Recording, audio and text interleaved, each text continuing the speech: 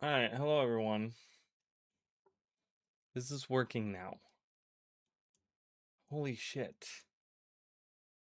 Like, holy shit, you guys.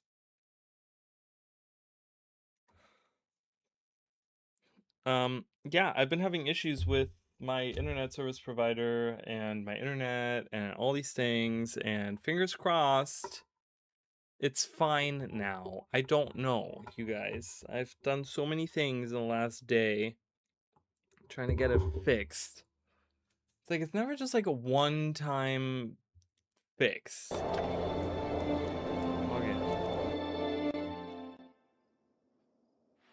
Please, to dear God, let this work. It's like, I really hope this just works, okay? I don't know.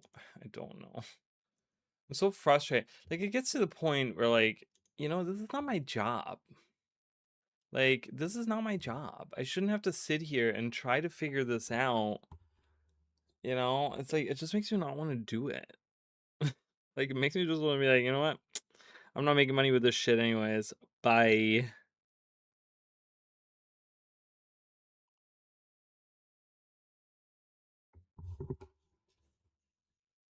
Oh my God. I just hope, fingers crossed, this is working, okay? I just cannot. So the robot that I got on the phone, told me, so first of all, I had to check all the lights. All the lights were flashing the way they were supposed to flash on both on the router and the modem. And so, and it wasn't the modem, we got a new router. The router was broken. Or the router kept restart. So earlier today when we got new equipment, it was first the outlet, then it was the power strip, and then the modem kept resetting.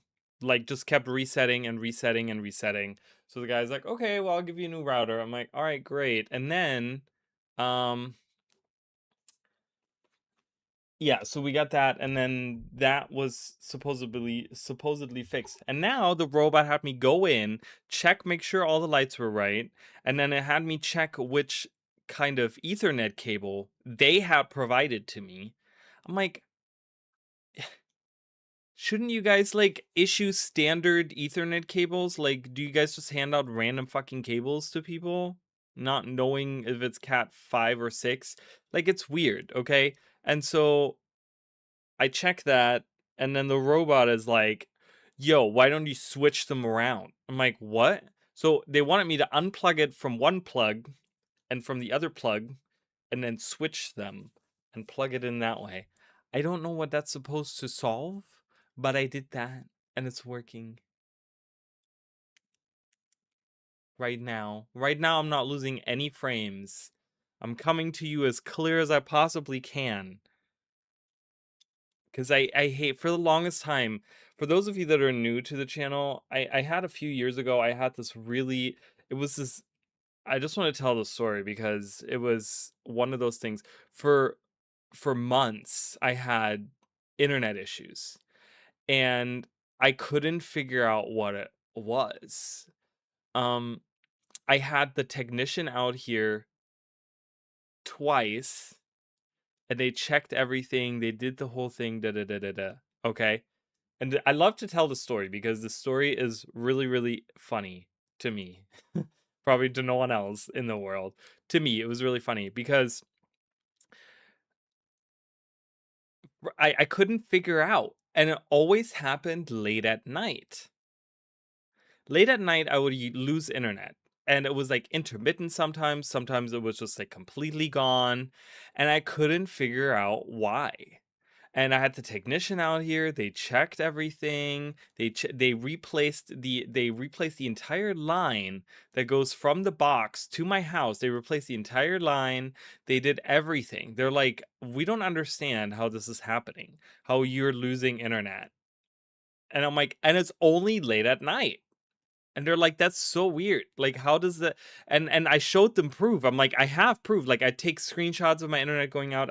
And they can see it on their system. They're like, yeah, we see that your internet is going out.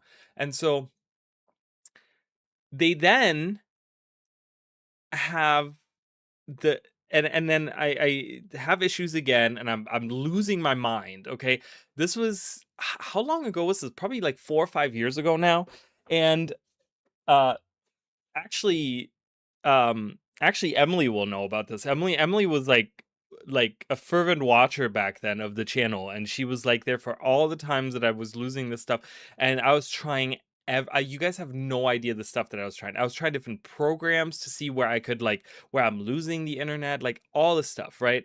And so I'm like, I don't understand. And what turned out to be the problem was I had one more technician come out a third time, and this guy checked everything, checked the line, checked inside, checked outside, made sure there was no problems anywhere. I mean, I can't even tell you how many new cables I got, like new modem, new router, like everything new outlets. Like we moved the stuff around to see if, and so finally he looked, and it was like, I don't know if it was like underneath my house or something, but there is a connector that has, and this is going to look a little sexual here for some people, okay? But they had this old timey setup, I guess something that they don't have anymore, where they had this port that would, where you have a plug that's like a cable from the house or something that plugs into the port, and they're both made out of metal pieces. And so what was happening is anytime, and this was during the winter time, anytime it got cold, the metal the metal shrunk and like contracted, so it actually disconnected out of it. The connector would just like kind of like just far enough that I would have like a little bit of internet. It would just like come in and out, but it was just far enough it would go out. And so he replaced the whole thing with like just connecting the lines together. I guess he was just like, yeah, I just put a connector in there, like connected the lines. Like we don't use that kind of stuff anymore. And I'm like, okay. And from then on, no more issues. But it took like months of me having like frustrating, like it was late at night, because late at night it was cold in the winter time, because even in Florida in the winter time, like during the day it still gets warm. So during the day I was fine. During the day my internet was fine. It was just late at night that I was losing it. Oh my god, I can't even fast slop job. It was crazy. So right now I'm not losing any frames. So thank God we can redo all of this. Oh my god, I'm not redoing everything that I said earlier, but there's an update. Anyways, as you guys can see, my enthusiasm has left me a little bit because I'm sweaty. It's hot. Like I'm just like Anywho, yeah, so resurging, renewing surge, nice. Splinter weapon update, nice. We got some updates here, which is kind of really nice. Ooh, I like that. Double projectile speed, that's really nice. um yeah, so we were on Dervish. I don't play Dervish anyways, but it's kind of nice. Like Mystic Sandstorm is going to be really strong now. I really like that, so I might I think I have that. Do I have that on a Dervish? I don't know. I haven't played Dervish in a long time. So then we get some update. This was interesting to read. Looking at to bring up water attribute, but then they only have this 1, 2, 3, 4, 5.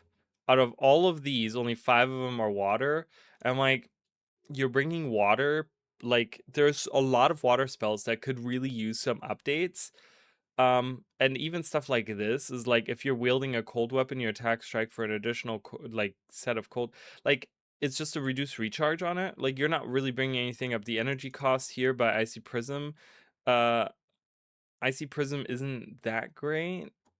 I mean, I guess it is. It could be. I mean, it's cold damage, so it doesn't do that much damage anyways. But um yeah, I don't know.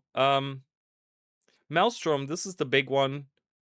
I think the energy down by 10. That's really important. But I don't really see water being brought up here. Like I don't really see it. Like Shatterstone is pretty good, but then they just add that. Like it's just kind of weird. Um I guess that kind of helps having them move 66% slower, because then you do like 2 sets of 100 water damage. So that's kind of a cold damage. I mean, that's kind of nice. Lightning Strike. This one is but then all the air changes are really, really good. Because Lightning Strike, for example, increased damage from 5 to like 40 to 10 to 60, increased overcast conditional damage from 5 to 40 to 20 to 40, right? So the base damage there is a lot stronger, which is nice. Lightning Orb energy cost has been reduced. It's really strong at 10 damage, so that's really good. That's nice. Rust. Oh, Rust is another one. I didn't even see that. Cold damage. Target foe and adjacent foes. So the target foe adjacent takes twice as long to activate signets. If you're overcast, foes struck with rust have their signets interrupted and disabled. So that's kind of nice in a signet heavy area. Yeah, I don't know. Illusionary weapon, reduce the recharge. So yeah, I mean these are kind of nice. Nothing too crazy, I don't think here. The channeling, reduce the recharge, that's kind of nice, I guess. Fever Dreams, that's in PvP. Illusionary weapon, reduce recharge from 15. This is the one where you could do a like melee mesmer in Guild Wars 1. This was like the one skill you could use. I tried to make that work a long time ago. It really doesn't work. What do they mean conditional damage when talking about lightning? So because these have so it says right here conditional damage because it has like a lot of skills have like it does damage, and then if something is going on or if something is happening, you get another set of damage. So specifically with Lightning Strike is you do 60 damage. If you're overcast, you hex the foe, and then after that hex ends, you do another set of damage. Okay, so the same with over here. They had this with Mystic, increases unconditional damage. So this is just a base set, right? Which is each second foes nearby this location take earth damage, and then attacking foe, which is the condition, take an additional set of damage, right? So a lot of skills in Guild Wars 1 have like a condition set to their damage, where it's like you do damage, and then if something else is going on, or if you're doing something, like if the foe is hexed, or if they're moving, or if they're attacking, or if they're like, that's the condition that you have, right? So yeah, exactly. Like situational. Like if it meets the thing there. So increased damage from, so okay, that's kind of nice. So that's a damage increase here. So this is the one for 30 seconds your melee attacks neither hit nor fail to hit. Instead, illusionary weapon deals damage to your targets for each melee attack. You have +5 armor for each equipped illusion magic skill. So that's kind of nice because you can really build like a melee mesmer out of this. I might want to try that at some point. I kind of feel like I want to try that at some point. Phantom Pain, reduce the recharge. That's really nice. Because that way you can keep this up. This is a spell that lasts 10 seconds, so now the recharge has been reduced to 10 seconds. So it's kind of nice. So you can keep conditions on there. I like doing conditions. This is bringing up illusion. I was gonna say this is like very illusion magic. These are all illusion magic stuff. Time ward, increased duration. That's kind of nice. Wastrel's demise, reduce recharge from 5 to 4. Sounds fun with a bow. Would that work on a bow? Your melee attacks. Unfortunately, that does not work with a bow. Unfortunately, does not work with a bow. But I like the way you think, because that sounds really, really cool, actually. They should just make this attacks. They should just make this straight up attacks. Doesn't matter which. Well, yeah, I don't know. This is the interesting part, though. Yeah, melee lame. I know. So this is the stuff where I'm very excited because I've been playing a ton of monk. I've been the character that I'm currently playing is a monk. I've been playing a lot of monk, and so the Bane Signet. I might put that on a lot more characters now. So first of all, Aegis. The duration was increased, which is really cool because I don't know what's the cooldown on it. It's 30-second cooldown. Yeah, so it's one of those skills that is really good for like AoE, like chance of blocking. Like it's kind of nice. Bane Signet is one of those that you get a lot. Like the damage was increased not by that much really, but they reduced recharge to 15 seconds from 20, so that's a huge thing there. Banish also really good. So I definitely want to try making another ranger. Just don't know what campaign I want to go with. Getting bored of the core. Um, I mean, if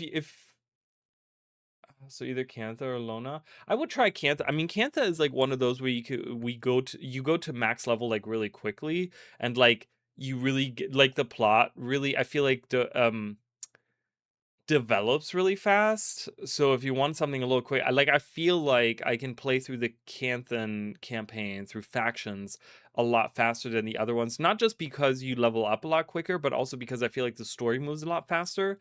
So you might want to try that. And I think the environments in Cantha specifically are probably some of the most unique ones. And obviously you can bring your character from those campaigns to other campaigns as well. So it's not like you're missing out on that character, because you can bring it to like, you can bring it to Central Tyria, or you can bring it to Alona and still experience those stories. So, but yeah, it also depends. One thing I would look into is what kind of pet you would want to have. Because I feel like if you're gonna do something that's like pet heavy, you want to kind of consider like, what pet do I want to have? What pet do I want to go for? Because I feel like, if you're building a pet build, you want to have like a pet that you're like, yeah, I really like this. I really like this pet, and not just like, oh, well, I have this pet. I think I can play through the whole campaign and then go through the other campaign, and then halfway through the other campaign I have access to like, it's just kind of like, then you're kind of like just trying to get there. um and then I can take my Canthan characters that could work. Yeah, there you go. And you can even take it. I mean, this spawn is so itchy. I don't know what's going on there.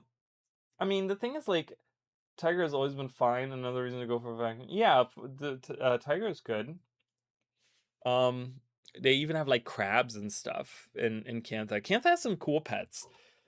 I like the Canthan pets that they have. They have a crane. They have the yeah, they have some cool ones. I like the Pets of Guild Wars one, actually. They're really cool. But yeah, so they increased some damage, lowered some recharges, reduced recharge right here, increased energy gain. This is huge. This is massive, actually, because this is one of the main skills that I use on my characters to keep energy management. So this is this if the foe's attacking you, gain energy, and like gaining 14 energy versus just 10 is makes a huge difference. So that's really, really nice. Duenas Kiss, increase the unconditional healing. This is a really good one.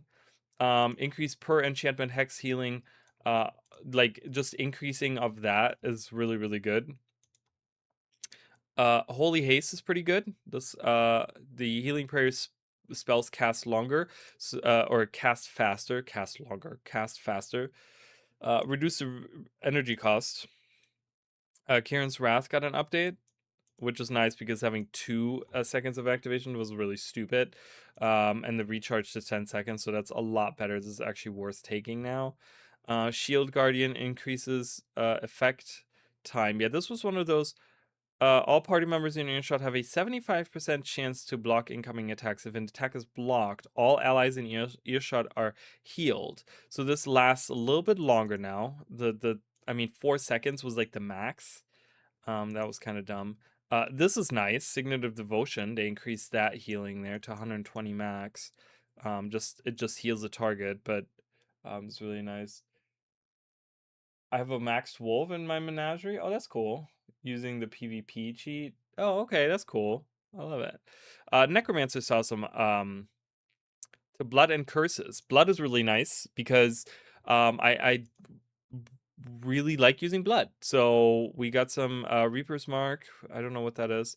For 30 seconds, target foe suffers health degeneration. If that foe dies while hexed, you gain energy. Oh, that's kind of dumb. Because you get a lot of energy anyways. Cultist Fervor, as a Necromancer, I mean. For 5 seconds and 3 seconds longer for every rank of Soul Reaping, your Necromancer spells cost less energy, but you suffer from bleeding. contagion. Whenever you suffer from a new condition, all foes in the area suffer from that same condition. You sacrifice health, reduce the recharge on that. Barbs is kind of nice, but it's minimal increase in damage there. Increases exploitable corpses left on the golem's death from 1 to, depending on what level you're using it at. So that's really nice. So the golem was one of the, so in Guild Wars 1, in order to summon, or in Guild Wars Reforged, in order to summon any minions, you have to have a corpse nearby, okay? Now when those minions die, they don't leave a corpse behind. The only one that does is the flesh golem. Now the flesh golem is an elite skill, so you can pretty much, when the flesh golem dies, you recast it, and then you get the out of that corpse, you can make another, out of the corpse of a flesh golem, you can make another flesh golem. So you pretty much never, once you have a corpse that you can cast it on, you never run out, because you always reuse that corpse. Now the thing is, it would always only leave one corpse. Now apparently it leaves up to 4 corpses, which means that if your flesh golem dies, and you're doing a minion master build, like, and you have all these minions around, and you need to get more, if your flesh golem dies, you actually have 3 extra ones, because you use one to use another, get another flesh golem. So that's really cool. I like that. With all the necro and monk buffs, I still want to make a necro monk, ice death, holy warlock kind of build. Oh, that sounds actually really good. I feel like now, with the changes that we have now, you could probably make that happen.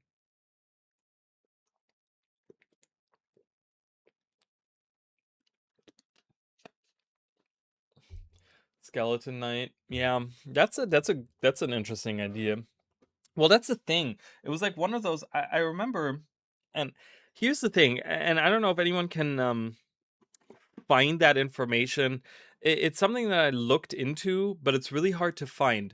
So during Guild Wars 1, or during Guild Wars 2, during Season 3 actually, Season 3 was coming out, and I remember, I believe it was around head of the snake, or the Draconis Mons release, which I don't remember what the name of it was, but during one of those releases, I remember the developers were talking about how they had hinted that one of the enemy like types had a skill that was a hint towards the new elite specialization that would be coming out with Path of Fire. I remember them talking about this, and I never figured out which skill this was and which profession this was, or whatever. Path of Fire was the second set of elite specializations, and a lot of people were, eagerly awaiting another set, because we've been stuck with the same one since Heart of Thorns at that point, right? And we were really wanting like a new set of elite specializations, and I could never figure it out. But one of the things that I remember was that, and actually in a recent video showed this off, where I talked about the changes that I wanted to see in Guild Wars 2, and one of the things was that in the Head of the Snake, one of the necro enemies was summoning skeletons, and you could actually steal those skeletons. I kind of showed that off in the video just real quick. It's like a couple seconds, you can see it in that video. But I always, from that point on, I always was like, from that point until Path of Fire, I was wondering if like the skeletons would be like coming into the necro. But I feel like that's one of the things Guild Wars 1 never did, was like deal on the skeletal part of the necromancer, right? We deal with the fleshy part and the blood part and the curses and like those types of things, but they never dealt with like the skeletal, right? Like, yeah, some skills have like skeletal whatever, or like bone something or whatever, right, in the name, but like we never ever actually deal with skeletons, so I kind of really wanted that. Oh my god, what is that? Do you guys see that? What? No, open that. What the fuck? Who messages that? Like, I'm on the road, but I'll pull over and we're gonna go on your stream. Like, shut the fuck up. You fight a necromancer in Kotako's manor during Head of the Snake. Sorry, and then summon skeletons, but yeah, if you let him live long enough, he will destroy them and cast a Scourge font type. Skill very similar to your Death Shroud mechanic. Oh, okay, interesting. Huh, maybe that's what it was. Yeah, I don't know. Maybe that's what it was. But yeah, I really wanted something like that. Soul barbs, that's kind of nice. Target foe takes damage whenever an enchantment or hex is cast on that target. So you can do like a hex heavy build. So if you cast that hex and then you cast more hexes, then they take damage every single time. I think doesn't soul barbs work off of itself? Yeah, yeah. So even if a hex is renewed, it's still whether by being recast or by reapplying itself. So that's really, really nice. So when you cast it, they immediately take like 30 damage. So it's kind of nice. So you can do a build like that. Paragon saw some really interesting changes. Um, that Necromel's so fast these days. People really ever seem to. I know. I was it. I could barely get to that point because you have to break his bar in order to steal. You have to break his bar, I think, or or the skeleton's bar or something, in order to steal his skeletons from him as a necromancer. So in order to do that in the video, it was just like it was really tough. I really had to like, oh my god, I have to do this, you know. But yeah. Anyways, can't touch this. Reduce the recharge. What is this? Oh, touch skills. Focused anger, hasty refrain. Target ally moves faster. This echo is applied. Mighty throw. Increased adrenaline cost. So mighty throw, the adrenaline cost was increased. Signet of return. Lightning spear sounds interesting. They reworked it. Strikes all foes between you and your target. Deals. So this sounds like a really strong skill now. Because it has armor penetration and it does lightning damage and it hits all enemies between me and my target. So that's pretty cool. This is really nice. Defensive Anthem. I actually use this. I use all of these on some of my other builds that I have. So this is really, really nice. Increases. Oh, not this one actually. The Anthem of Flame. The burning duration increased to 5 seconds there. That's really nice. Defensive Anthem is definitely really nice. Reduced the recharge to 15 seconds. That's really, really nice. Because this helps a lot. Yeah. So Signet of Return is really nice. I use that. They have some ranger changes. They increased the original distance was originally good. Oh yeah, they changed some of the spirits. They at some point had increased the range of them, but now the range is so the 3500 is so far that you had literally like an enemy down on the other side of the map. Put down a spirit and it would affect you on the other side. Like it was kind of crazy like that. And so they changed that a little bit. Comfort Animal is really nice. They increased the health gain. I like this a lot because they actually increased it for the lower a lot. This is actually like this is gonna make a huge difference in pre-searing. Because in pre-searing, Comfort Animal is like one of the only skills that you can use to heal your animal, and now it went from a standard 20 health to standard 40, and then it goes up to 120 instead of 104. So the scaling is a little bit lower, but still, it's like it's kind of crazy. Conceal the pets. Yeah, you can steal the. I know Yeah, I know. I really love that instance. That instance has a lot of different things, and there's even a moment, I believe, that is different if you have played the dungeon or not. Like it's not just a class interaction, but it's also when you go through the barn and there's a giant hole in there, and to me it's like, oh, there's a giant hole in the barn. And it's like, oh yeah, that was me. Sorry. Like I think that dialogue line only happens if you have done the dungeon. If you have not done the dungeon, I don't think we comment on it or something. I think there's some difference of dialogue if you've done certain things in the game. Like, and that's what I want in more of in Guild Wars 3. I want more of that in Guild Wars 2, but I want more of that in Guild Wars 3 as well, where they have different interactions based on the things I've done in the game. Oh my god, it's so nice, isn't it? Because then it's like it really makes you feel like it makes it feel like the world understands, like the world really feels like tailored towards your very specific character. I like that. If I'm gonna do season 3, yeah, it's so nice, right? I love that. Lots of PvP changes here. All of these are PvP changes. So they didn't really do anything. Burning Arrow just has increase, so if you want to do burning build. Focus shot, this is kind of nice. Increase the recharge. Increase skill disable. Rework the shot moves 3 times faster, cannot be blocked and strikes, but all of your other skills are disabled, right? So it's kind of doing the same thing there, but the same thing it's already been doing. But it's now doing more damage, I think, or something, or whatever. It's changed, and I think it was for the better from what I remember. But yeah, other than that, not a lot of changes here. Ritualist didn't see a lot of changes. Ritualist is in a pretty decent state, I think.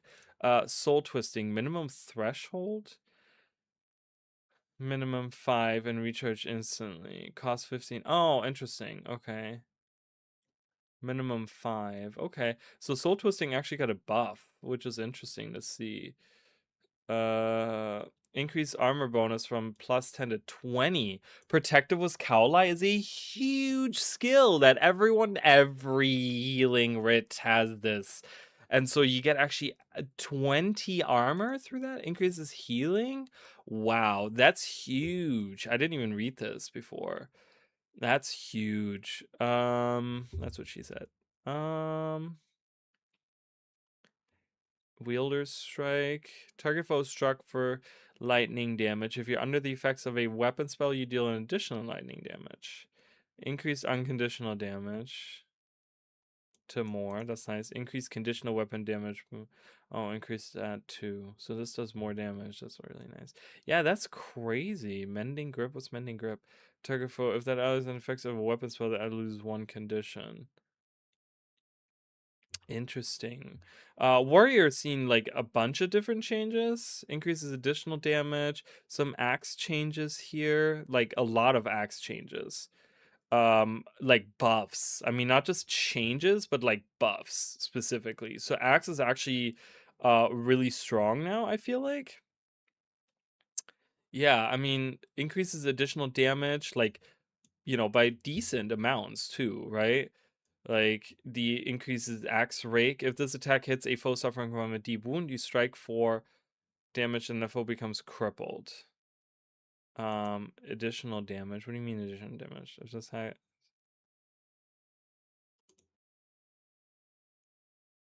what additional oh, I guess the deal additional damage. I guess it's not worded that, it's worded weirdly.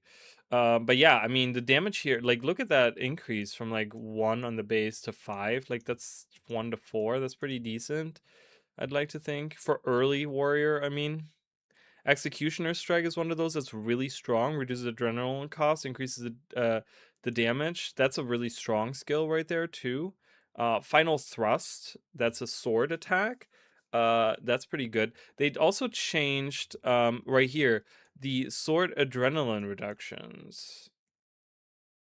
So they lowered, which is, these are 2 that are basic skills that everyone kind of has on their like sword abilities and stuff. Like this is kind of crazy. The buffs that warrior has seen here. Frenzy has a rework, so there's a lot of good changes there. Both were not changed, however, wait, what? Crippling Dagger and Dancing Daggers were not changed. Disrupting Dagger, however, was, but this is not reflected by the in-game description. Okay. So I think they fixed some of this stuff here. Bug fixes. This was in July, so that was before. So I don't know if they have any updates to this. Oh my god, go to the top. Shatterstone not ends when hex target dies. Okay. Yeah. Okay. Interesting. All right. Well, I just wanted to go through some of this. So as you guys can see, I'm using some of these skills. So earlier, before we got interrupted for the 70th time, Lightning Strike, right? Lightning Strike is stronger now. Target foe for 60 lightning damage. The spell has a 25% armor. If you are overcast, that foe is hexed with Lightning Strike. When this hex ends, that foe is struck for 40 lightning damage. That's pretty good. I thought this struck enemies around. I guess not. I guess I was wrong. Oh, this is the one I'm thinking of, which I have right here. Struck for if you overcast 2 foes near your target, or struck for 85 lightning damage from yeah, that's a ton of damage right there. Holy crap! I'm gonna leave it like that. Did I have one of my mesmer set up as a? No. Xandra, is she my? She was a healer. I made her as a healer. And then I had Morgan in here. So Morgan was using Song of Restoration. Okay, none of these were changed but this one right there. This helps with energy management. Right? Yeah. Because I have a lot of energy that goes out.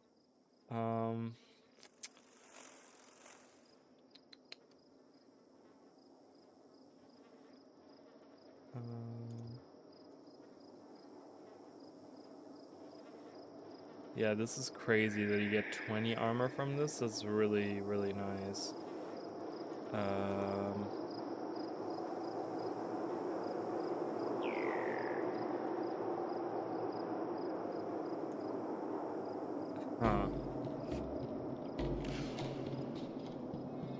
I might have to really make her, I will do that at some point, not right now.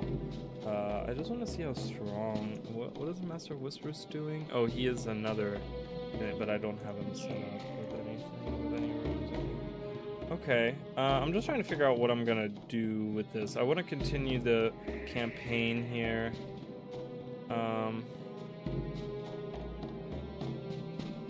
He's a healer and an energy guy. And then he's an energy and a healer. So we have 2 of those. Hold on, let's kick Morgan for a second. Let's kick Elias. Elias? Still don't know how to pronounce it. When they buff healing supports, have a mix of builds like teapots, support builds even more insane.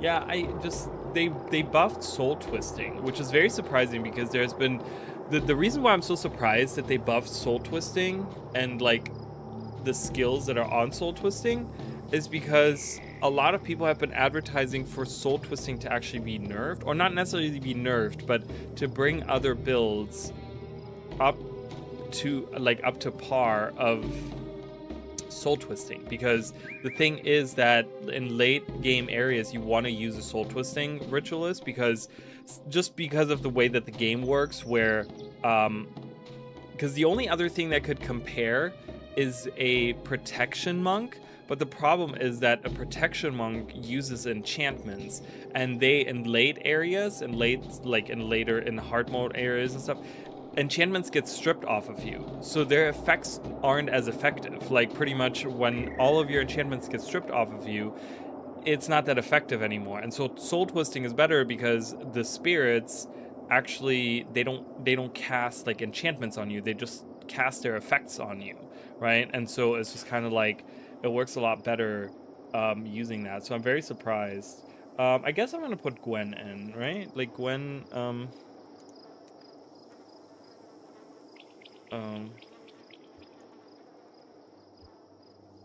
why do none of my buttons work? Well, that was weird. None of my buttons worked for a second. I was like, hello, pressing I. And it wasn't my internet. I don't know what was going on there.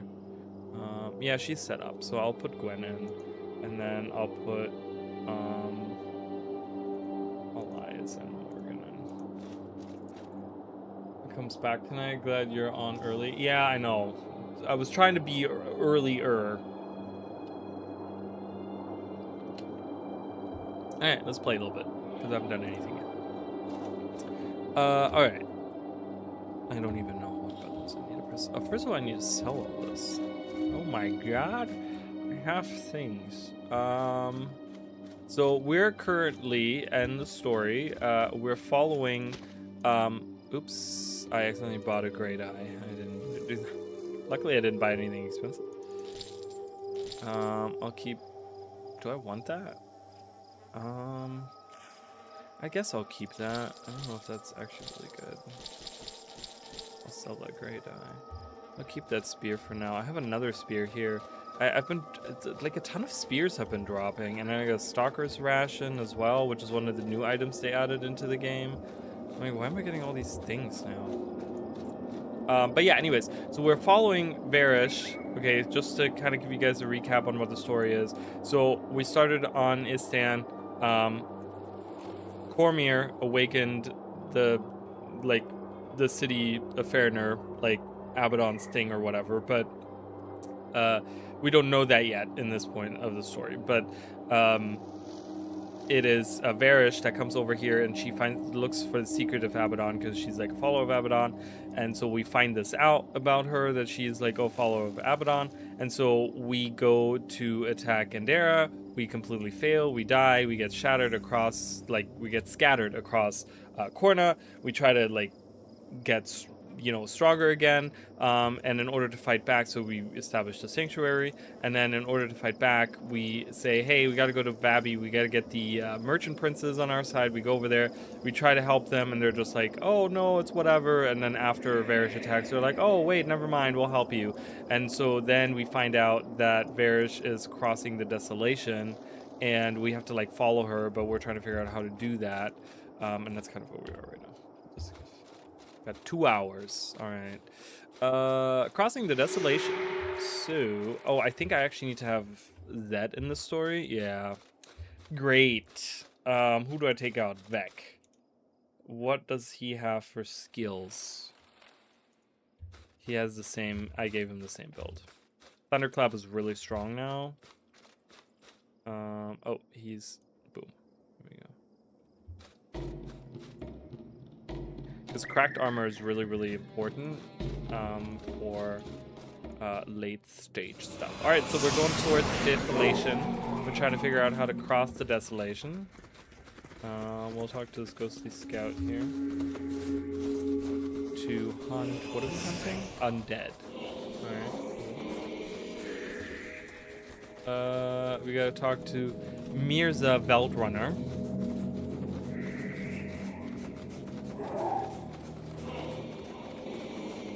Yeah, I don't know how strong this is. Now that they have done another balance update, I'll probably have to go through and make some changes. There's a bunch of Awakened. Awakened looked very different in Guild Wars 1, but anyways. Hey, Lero, so we have the Worms. The Worms are probably some of the worst stuff in Nightfall, I'd like to think. Not a big fan, but anyways, we'll see it. We Centaurs are proud and foolish. We were too busy fighting each other to realize we'd been targeted for slavery until it was too late. Our numbers are few now, but our hearts are strong. We gather around the ancestor tree and prepare to strike back at Varish. We will free our brethren. Okay? Do not step within the bounds of the sulphurous haze. So anything that's like bright yellow like that, we die instantly. So we can't step into anything that's bright yellow like that. Those are very, do you see? Those are the very worms Palawa Joko was said to have controlled. Perhaps they hold the answer you seek. Only Palawa Joko knows, but beware the deceit of the undead king. He would bargain with men's souls, promising 3 wishes and granting none, or granting them in ways that only served his wishes. Find Palawa Joko if you must find a way across the Desolation, but beware, deals made with such two-legged devil. Alright. But we have to find Palawa Joko. We have to talk to someone in the command center, I guess. Tentacles on the horizon, yes, because Abaddon is taking over already. Abaddon has already been infiltrating this realm, and so we're seeing the effects of it. Alright, there's Lonai. We fight her in season 4 of The Living World. I always liked her outfit. It's really cool. I don't know if you can get a Necro outfit like this, but stuff is always really cool. So. Look at all the people playing. Well, there's not that many.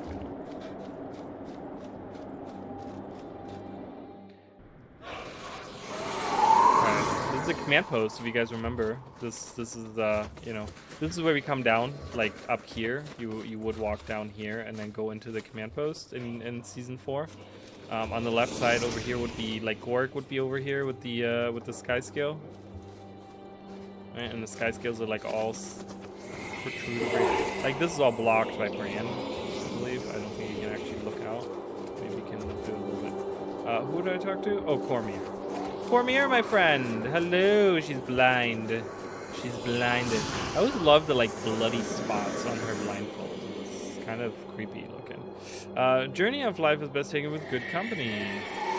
Palawa Joker, the Scourge of Vabi, was defeated in the Battle of Jahai by Turai Asa. But that was not the end of his story. It seems he could not be killed after the battle. It is said members of Turai Asa's elite guard formed the Order of Whispers. These great hunters used powerful magic to bind him within a great tomb. They eventually built a monument commemorating victory. My dreams have told me we must travel to this monument and see what awaits us. So this is actually where this really random Jahai Bluffs. Can't wait to see how creepy Deceptive. Yeah, I really want to see, like, oh god, I can't wait for that. Really, I agree with you. I think that's gonna be super fun to see.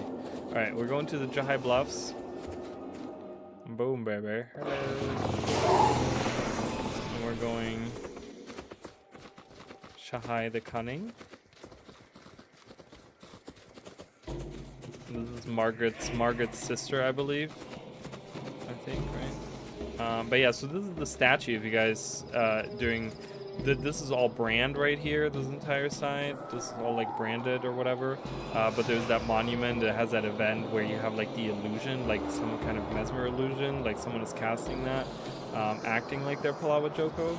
But yeah, it's like right there. And so I fear my time on this world is nearing an end. The closer we get to the realm of torment, the more I feel my mind bound to its power. Jahai says, should I help you back to the Sunsphere Sanctuary? No, Jahai, you have done enough. My nightmares have led me to this place many times. I can feel Abaddon in my soul and my mind. I will not let this darkness consume me here. Whee! Goodbye. And Cormier is gone. She has been taken. No, Cormier, what dark magic is this? I must return to the sanctuary at once. I'm body blocking her. She can't return. She was trying to return. And report us. Look around and see why she led us here. Yeah, silly child. She blindfolded with eyes. No, her eyes were eaten out by a demon. So by the attack on Gandera, it goes really well. You do it all the way through to the plaza of the five gods or whatever, where there's like murals of the five gods, but then Varish has put up a mural of Abaddon as well, and it's like right in the center here, and it's so the attack like is succeeding, and it's really at the point where we're kind of like Cormier, like this is kind of a trap because they're like all retreating and this is like way too easy, and she's like, oh, I know, and we're like, but why are we continuing? She's like, because we have to end this here, right? And so we get to the plaza and we're all like trapped in the plaza, and then Varish summons demons from the realm of torment, and so those demons attack. And all the forces scatter. Everyone runs for the hills, right? They jump off to the side and they swim to shore and they like run away, and many of them get captured, many of them get killed. And Cormier actually gets attacked by the Hunger, which is like one of the leading demons. And the Hunger eats out her eyes. And so she's blinded by a demon. All right. And I think I interact with this, right? This monument. And so here we are, freeing Palawa Joko. There's Palawa Joko. He bows to us. Can you guys get out of the way? Oh, guys, here. Ah, free at last. Greeting, mortals. I'm Palawa Joko, the Scourge of Vabi. I was betrayed at the Battle of Jahai and sealed away by the cowardly Order of Whispers. I once commanded thousands upon thousands of undead warriors. Primeval kings were bound to my will. The great worms of the desert were at my disposal. Such was the kingdom of Palawa Joko.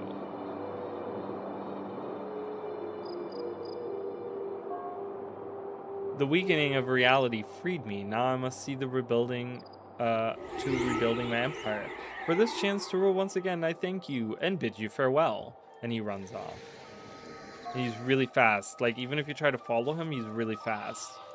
And then Zed says, let him run. With his stench, he won't get far before my pride tracks him down. Daira Traptail will likely be in charge of the hunt. Let's go meet with him. So he's saying, oh, Palawa Joko, like, you know, he's a disgusting undead lich, so he smells disgusting. So we can go to the Turais procession, and we can just follow him there. Oh yeah, I recently finally got to that story and one of my characters barely paid attention to the story though and then deleted the character. Oh no, so we should join Order of Whispers and Guild Wars 2 if we want more story with Joko. Yeah, right? You would think. Oh, the great Zatuka, aggressive lioness. So this is a character that gets mentioned a lot even in Guild Wars 2. I think there's like a whole armor set named after him or whatever. Yeah, this is when lions still existed in Elona, right? In Guild Wars 2, we only have like sand lions, so maybe it's. I wonder if is there any like information on sand lions? Do we know if sand lions evolved from regular lions? Like were they like infused with like earth magic or something, and they turned into sand lions or something? Right here is the. This part you will kind of recognize a little bit, probably, where there's a split path going towards the Death-branded Shatterer on the side over here when you go up the Jahai bluffs in Guild Wars 2. And like right on the side here is actually a cave that you can go into. And I think this is where the Hydra's Queen spawns or something. There's like a cave right here. And then you can just see, we're actually going right to where the Death-branded Shatterer would be in Guild Wars 2.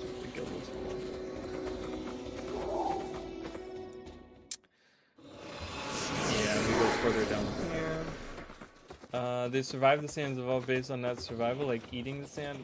Yeah, something like that, right? Like maybe like they ate like these earthen bugs and then became like powerful through that. Yeah, so you guys will kind of recognize these buildings are there in Guild Wars 2 as well, these random ass buildings. You can go over here, that leads back to the sanctuary. This is all branded right here, so you have like a giant thing with brand, and then there's like branded elements here, elementals here usually, I think. And then we're going directly to where the Death-branded Shatterer, because the Death-branded Shatterer is like right here, the fight. And we're actually going right there. Alright, we want to attack this guy first. Oh, these guys are weak. Put Bane Signet on a lot more area, or on a lot more characters now. 15 energy? That's so much energy. That's really nice. Really helps. I'm trying to think. Like maybe, because a lot of these have the same thing here. So if I can exchange one for the other, 90 holy damage? Holy crap. If a hex is removed, foes in the area suffer 90 holy damage. That's actually really strong. Foes in the area take 63 holy damage. Interesting. Yeah, something like that. I mean, that's interesting. So right over here would be, this would be the staging area right here for the Death-branded. This is where like the little hut that they build right here. And then you go right, and then you fight the Death-branded Shatterer like right here, like right over there. I gotta go over. I gotta. So.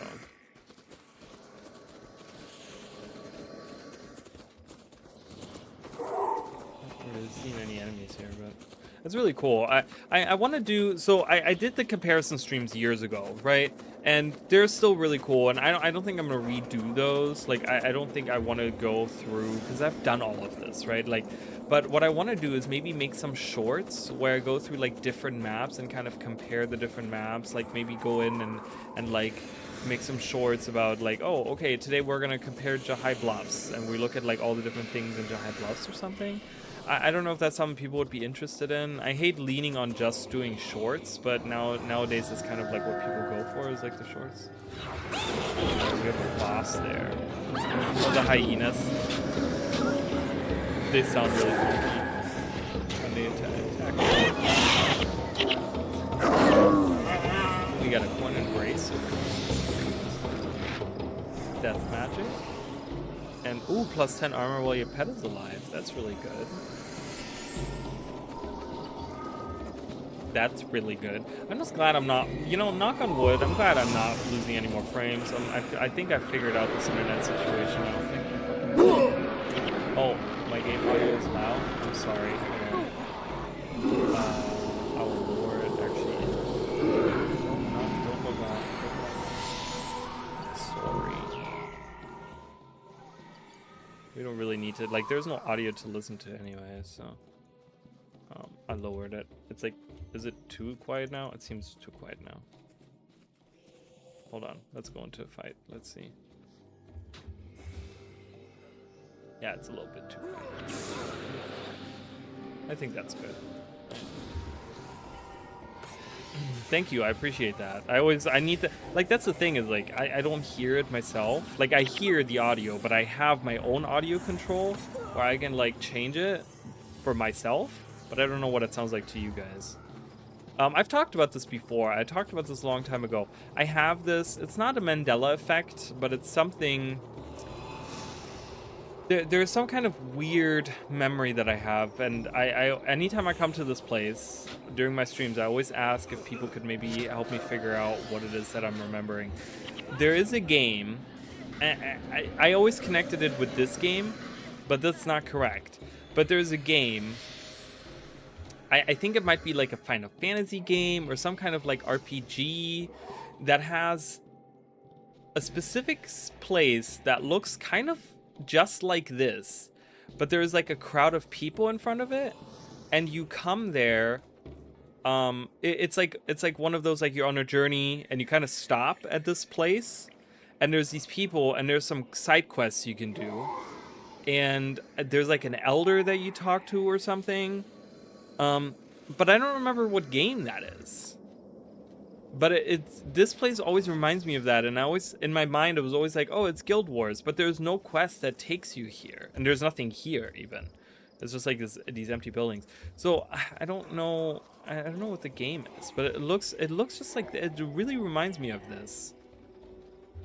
Is it like Legend of Dragoon? Does Legend of Dragoon have like an area that's like that or something?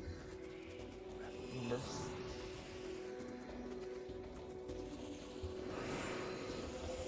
I don't remember, but that's okay. Maybe you think if the game wouldn't participate, that he says he always compared to Guild Wars because of the environment? Oh, maybe. That could be it, because this is probably like years ago that he played that, right? Maybe that's something.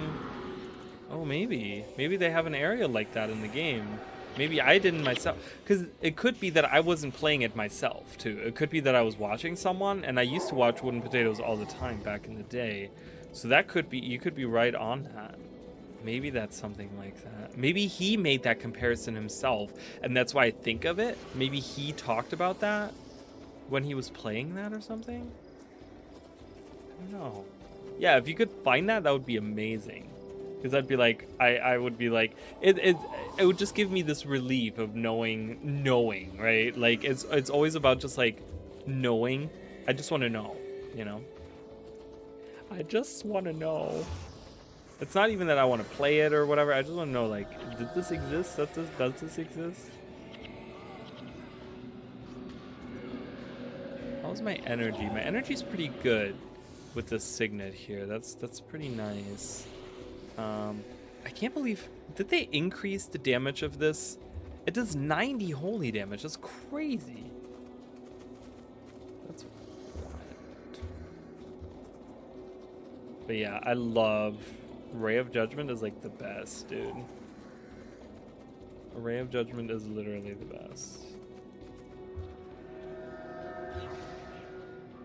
Ray of Judgment and Symbol of Wrath, and you're dead. Azig Rise of Parathia? Hold on. I'm not gonna put that on screen for you guys. I'm just gonna look at it real quick. Azig Rise of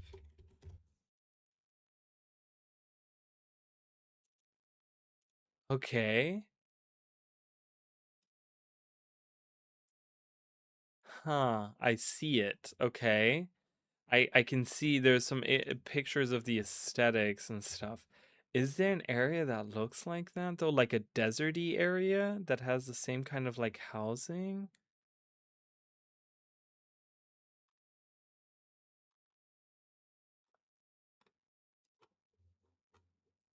I remember him playing through this.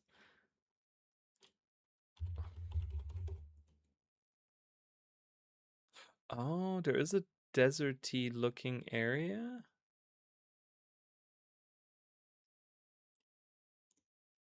What did you just send? At Wawa from 2 to 6 Oh p.m. my god, we're getting an ad from Wawa. I don't go to $1. Wawa, so why are you bothering? Use and important reason for what they were really used for, and that's because at the moment this is just water level 1. Dude, good old times of Wooden Potatoes doing some interesting stuff. It was the reason that came to my mind anyways. That kind of looks like it because there's a picture that I'm finding here that looks just like it would look like in Ilona. So maybe that was it? I don't know. I'll have to do some research. I'm not going to do it right now, but I'll do some research into that. I'm going to see if maybe that's it. Maybe just kind of do like a quick watch. Especially the second and third games, but also Jack and Daxter. I never played those. The Jack and Daxter games. So I don't think that's it. But yeah, I just remember like it's weird because it's that specific building, like the way that it has like it's like it has the like tribal paintings on it, and it looks kind of like tribally in a desert area. Kind of like an Indian type of like a, you know, Native American vibe to it, you know, kind of like that. Oh my god, it's so hot in here. Jesus. I just realized I'm like sweating profusely.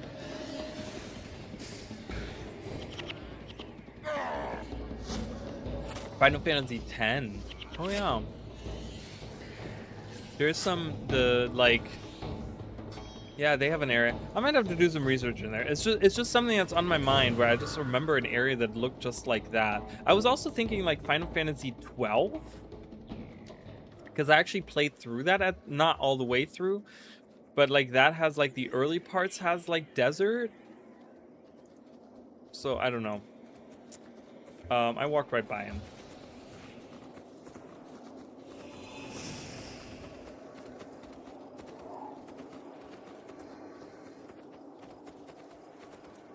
So yeah, I don't know. Okay, so they captured the centaurs here. Captured Palawa Joku. He was heading, as you guys can tell, so we freed him over where is it? Over here? I don't know what. I think it's over here. I think it's this part right here. So we freed him there, and then he fled over here, and he was trying to go to the Desolation to go to his Bone Palace, which is, I think, right here. And they caught him in tourist procession. Alright, hello.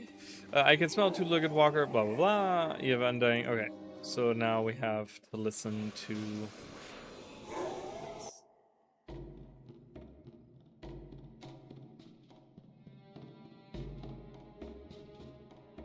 Did you think you could escape us, Gravewalker? We could follow your stench across the desert. You are a natural follower, Centaur. Your dead ancestors served as my cavalry. We did not come to trade insults, Palawa. We want to know how to cross the Desolation. Sorry to disappoint. Only the dead and the demonic can walk the Sulphur Flats unscathed. Let me rip his limbs off. He'll still be able to tell us afterwards. You wouldn't dare, mule. You're right. Fire is a better way to deal with a lying abomination like you. Someone fetch me a torch. I like that. Don't lie to us, Palawa.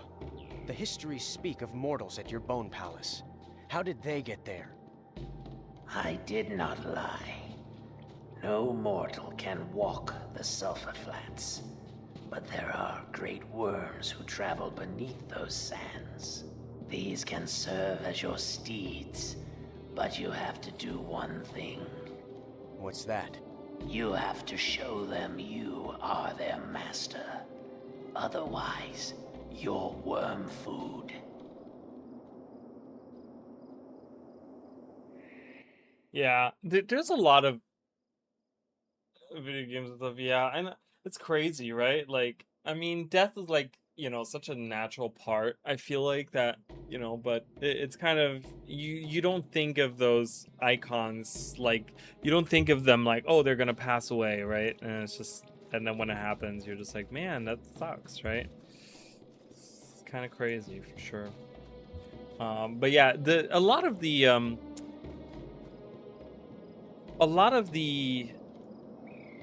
dialogue in the cinematics in Guild Wars 1 are like really weird. Like there's a lot of stuff that's really weird. And that's what I always try to make people understand, right?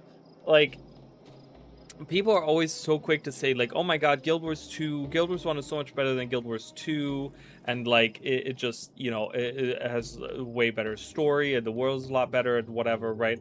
And I made a video on this recently, which I had it was so weird because I actually recently rewatched that video because I'd completely forgotten that I made that video. I completely forgot I made that video, and it was a recent memory, and I was like, what is this video that I have on my channel about like world building in Guild Wars 1 and Guild Wars 2? And I was like, what the hell? And yeah, I actually sat down and I talked about how like people have like rose tinted glasses like when it comes to looking at Guild Wars 1 and specifically comparing it to Guild Wars 2, and they talk about like, oh, the world building was so much better and the story was so much better. If you actually look at the story and if you actually look at the world building and stuff, like Guild Wars 1 barely does, like it doesn't do a good job. For the time, yeah, for the time in the times of MMOs way back when, like, it was pretty good. Like, it was like, oh, this is a great story. This is really cool because, like, a lot of MMOs didn't really have, like, storylines you could follow and stuff. You kind of just, like, went from area to area. And obviously this has changed over the years and stuff. But back then, it wasn't really like that MMOs had these deep stories, right? And so Guild Wars 1 had like, 3 campaigns that had like pretty like really good stories with like nice climaxes and stuff. And so a lot of people just have this like idea that like Guild Wars 1 is like so much better in terms of story compared to like Guild Wars 2, and it's really not. Like it's really not. I don't get me wrong, I love both games, but it's really not that much better. Like, I hope I'm wrong on that. I like when my character has a voice. I didn't see the other message. I'm missing another message in there.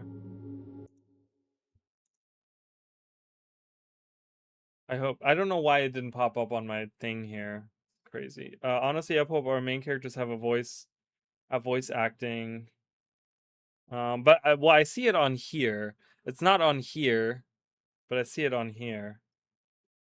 So weird, but honestly hope our main characters have voice acting, but I have a sneaking suspicion we won't, but everyone else will talk around us. Yeah, I don't know. People would like, one of the things that people said is maybe we'll have like a sidekick, some kind of like magical spirit sidekick, like one of the Veil spirits, and they're kind of like Paimon from Genshin Impact, and they're like our medium, like where we talk through them or whatever, they talk for us or whatever. I could see that kind of being a thing. I just think that like voice acting is very expensive, and it's one of the reasons I think that's held Guild Wars 2 back a little bit, because the commander's lines have to be recorded 50 times. Like 50 times they have to record each line of the commander. Like that's crazy. Because you have male and female, right, across 5 different races.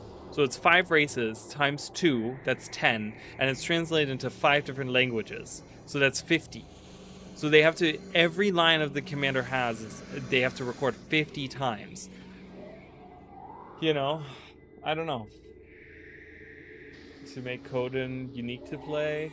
Well, I don't think they're gonna make anything unique to play. They've already said that they're I mean, I see what you're saying, where like Coda speaks to us, like kind of like how how Mordramoth talks to us as like a you know, a Sylvari in Guild Wars 2, but I don't know. I wouldn't count on that, honestly, but yeah, I don't know. One race unique, even though racial skills won't exist, blah blah. Yeah, I don't know how unique. I don't think they're gonna make any of them unique, really. Before you can master the desolation, you must first master the beast. Those not up to the task die a painful, horrible death. The great worm, Aijundu waits for you, mortal. Tame the queen or perish in her belly. And he runs. Did he run off already? Yeah, he runs off. He's really fast. My tenuous grasp on these desolate sands is weakening. I can show you where to go, but the task of taming the worm is yours alone. And then Zed says, be careful. I don't trust that shambling, undead, two-legged lord of any farther than I could kick him.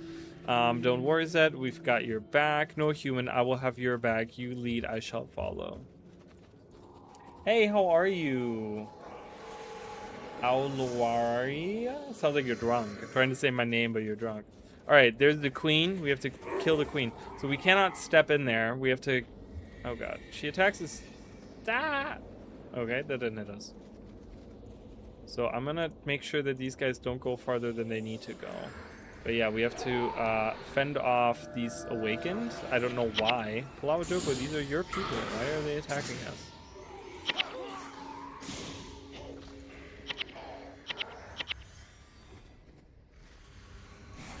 She attacks us! Ow, that was so much damage. Poor Zed. Also, what's the center? It's Zed? I don't know if that's how it's pronounced, but it's Z-H-E-D. I don't know if I can pull that up.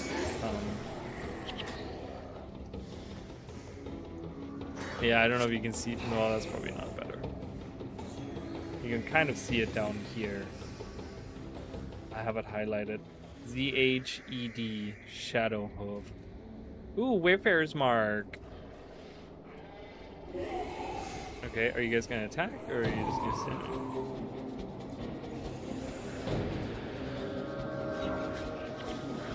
Oh yeah, Ray of Judgment against Undead. Yeah, no chance. They stand no chance.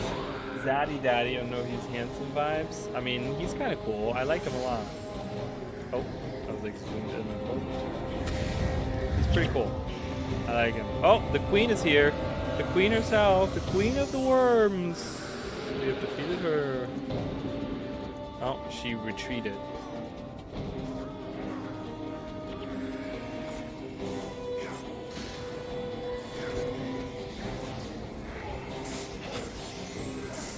We're getting attacked from all sides. That's okay. These guys are undead, so they take double damage from holy. Holy damage. Oh my god, I can't cast anything on him because he has Vow of Silence on him. So this is completely and utterly useless.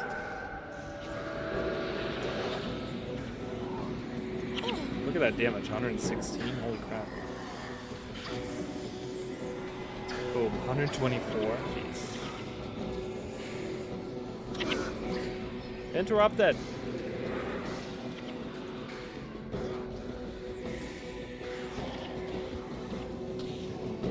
I like I don't know who the voice actor is, but he sounds really cool. I always liked his voice. I wonder.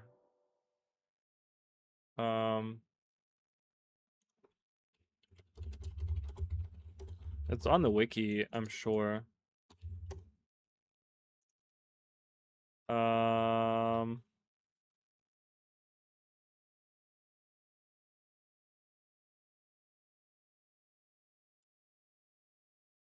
The voice acting for this NPC is Robin Atkins Downs, who also voices Prince Rurik Gorin and Prince Baka the Magnificent.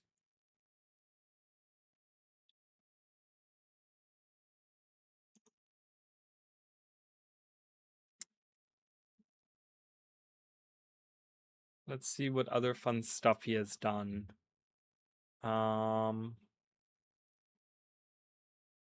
He's done a lot of additional voices in a lot of places. Television shows. The Acolyte. He was Captain Blex on The Acolyte.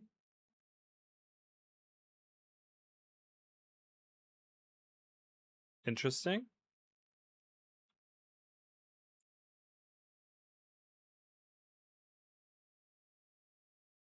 It's on Voltron, Ben 10, DuckTales, Simpsons, The Bat Batch. He was Cham Syndulla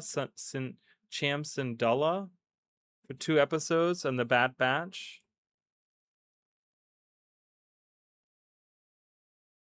Doctor Strange in Your Friendly Neighborhood Spider-Man. Done a ton of work. Holy crap, this guy is in a ton of video games. Holy Jesus. He was Davy Jones and Luxord in Kingdom Hearts 3. He was in Star Wars Squadrons, Destiny 2, Spider in Destiny 2, Dune Awakening, Magic the Gathering Arena, Conan Exiles, Middle Earth, Shadow of War, World of Final Fantasy, Lego Dimensions, Skylanders. I mean, he's done a ton. Game of Thrones. He was in the game. I guess in the Game of Thrones. He was Lord Gregor Forrester, Duncan Tuttle, and Andros. A ton of stuff. Holy crap.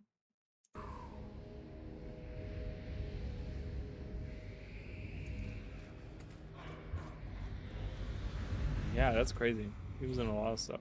All right. Okay, so did he say anything? Is this then the end? Oh yeah, she's friendly now, so we have defeated her, I guess. I was not paying attention. So. All right, we've defeated her.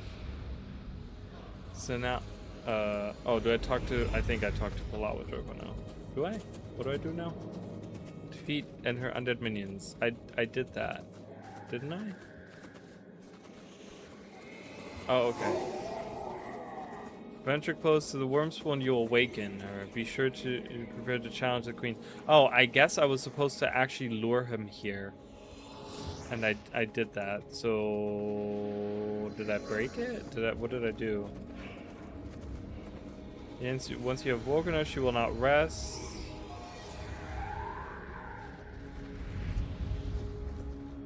You have completed her first challenge, but will not yield so easily. It won't hold back no more. The more you disturb her, the fiercer she becomes. Oppressive mortal. So all of that dialogue was supposed to happen throughout all of this.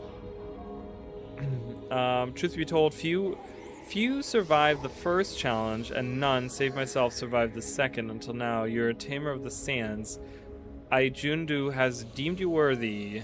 Okay, so now we can go follow mortals. Okay, so now we can swallow up this part. I hate this part. Whee!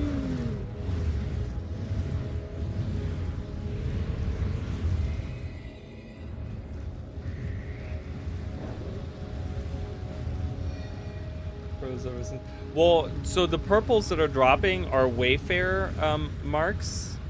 So I haven't gotten a single purple. This is just a purple item. It's a festival. There's the revelries happening right now.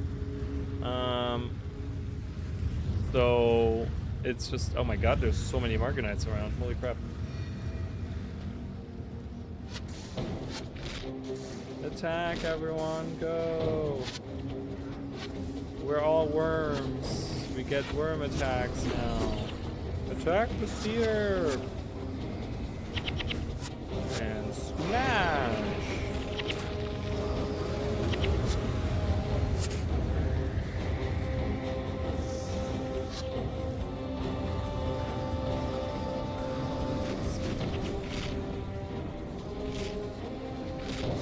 Everyone, go!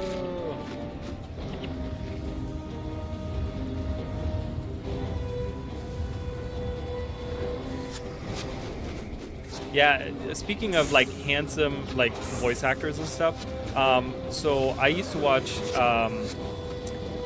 Teen Wolf. For anyone that watched Teen Wolf, like, you know, I like I don't watch it really now. Once in a while I'll turn it on because they have like a thing on the Amazon like video app where they just kind of show all these shows, and they just keep having they go through all the episodes and they kind of have them running, and one of them is like Teen Wolf, and I recently got reminded that Theo in Teen Wolf, I forgot his name, is Cody, I believe. Cody something is the actual, like, the actor's name. He actually voices Cloud. He's like the super handsome guy, and he voices Cloud in the remake of Final Fantasy VII. And I was like, oh my god, it's so weird because once I found that out, I was like, oh my god, yeah, that's his voice. Like, I can so recognize that voice now. And at first I didn't realize that. All right, so we have to, so once we hit, again, with the worms, so you get transported by the worms. Even the Junandu have their limitations. Rocky terrain impedes their tunneling. You'll have to separate from them. So once we hit this, we actually get spat out.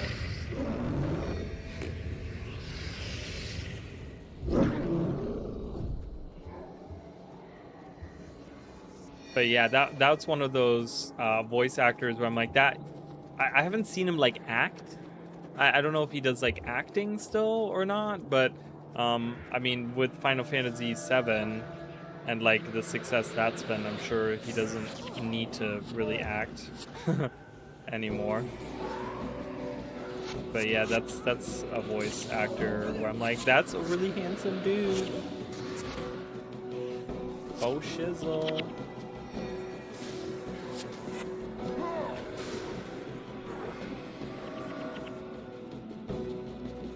Hello? Oh. Oh my god, the bush is impeding my...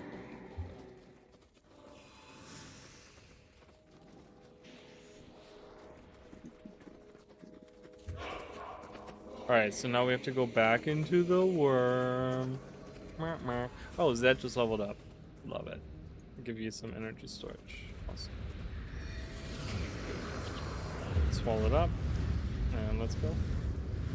You always have to make sure that all of your NPC, all your group members, your party members, are right next to you when they do that, because the heroes specifically, because if they're not, then they won't get swallowed up, and then they will follow you into the sand and just die, and then they're stuck there. It's really stupid. Alright, let's go pull out what you go. Hello? Oh, we gotta go through these guys? Great. Go faster!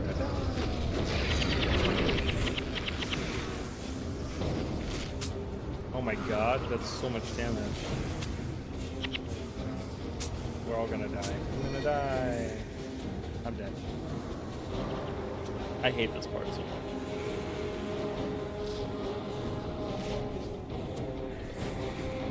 Okay.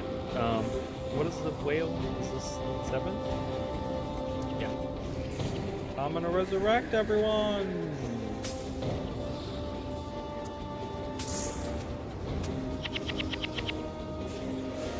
Because it doesn't matter which build you have, you're dependent on these skills, and these skills do not, you can't make them stronger, you can't do anything about it. You can get an elite skill. There's a side quest that you can do later where you can get an elite skill, but it's like, that's why I hate this part. It's just like, it doesn't matter how good your build is. You know, it's just like, it's annoying.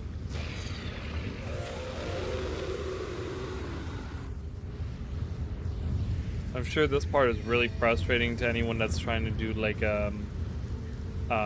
Doom's Covenant thing where you don't die. Okay, go Palawa Joko. Alright, these guys are easy peasy.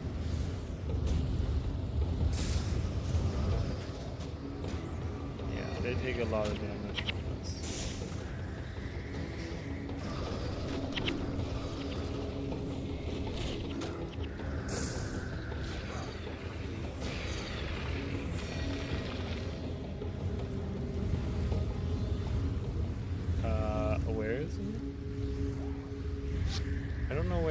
I don't know where, this is gonna be bad. I'm gonna die here. There's way too many enemies around.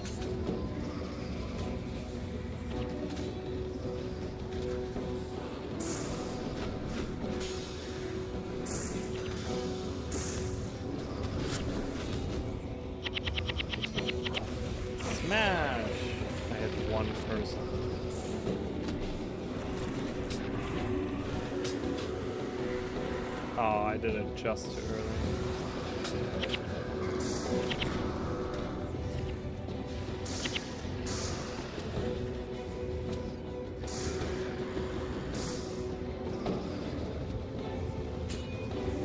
I mean, I feel like for anyone that's doing Doom, this is probably the moment where you just send your NPCs to the front by themselves and have them fight on their own, and you just sit back because you don't want to die.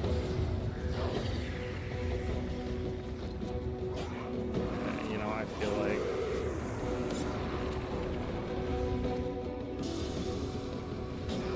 I feel like that's the way to go.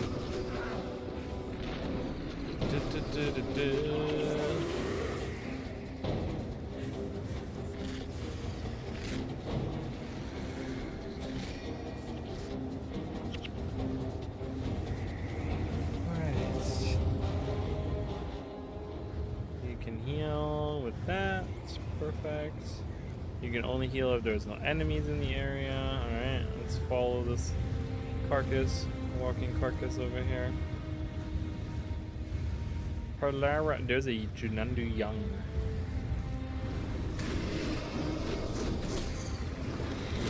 Probably part of some kind of side quest or something.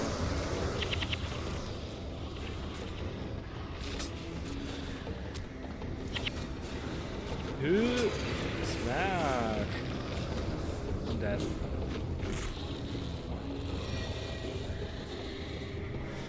You guys can't heal. There's an enemy still in the area. This doesn't. If there are no enemies within earshot, gain 500 health for each Junandu in range. I'm gonna get a lot. 4,000 health. Jesus. Alright. Tunneling. Go, go, go. Makes me move faster. Hello? Dude, Lava Jojo, I need you to get your shit together. Look at the tentacles. Mmm, delicious tentacles from the realm of torment.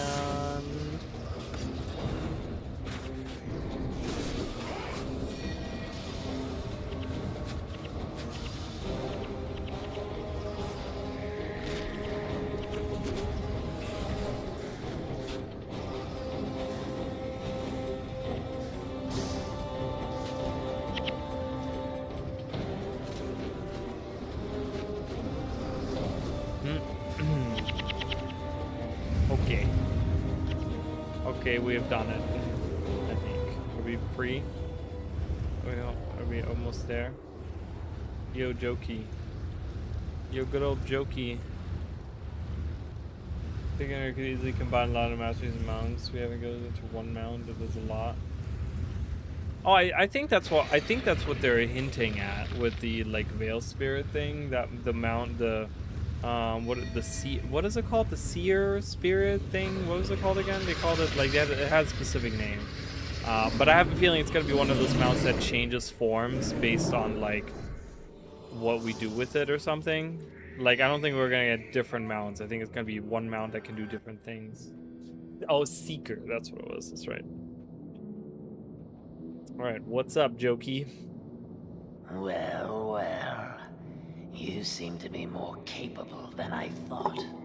Given your low expectations, that would not be hard.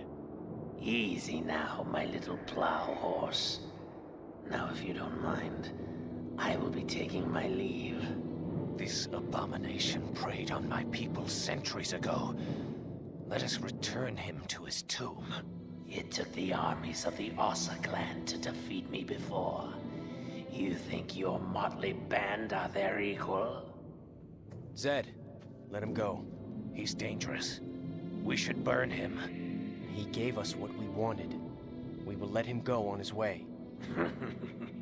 And that is why humans rule, and your people are beasts of burden. They think things through. We've not seen the last of him. He'll be back, and we'll regret having helped him. We sure do. We sure do. That right here, we could have everything that happened in Elona. Oh, I guess we had to save the Junandu Youngs. I don't know. Whatever. I don't care. Praise Joko. Praise him. Why we need to start something new. So Guild Wars 3 needs to have something like Praise Grants or Praise Doom or Praise Cormier. Just kidding, Cormier isn't there. Praise Abaddon. I think we need to make Praise Abaddon a thing for Guild Wars 3. Because that comes up in Nightfall a lot. Like, Varish says that a lot. Just like, praise Abaddon. I'm like, yeah, fucking praise him. Do it. Alright, where are we? We're in the remains of the ha. This is the Pac-Man challenge that you can do here. We're not going to do that, though. I think I need to talk to this guy, the leader here. This guy. Hello. Palawa Joko. Yeah.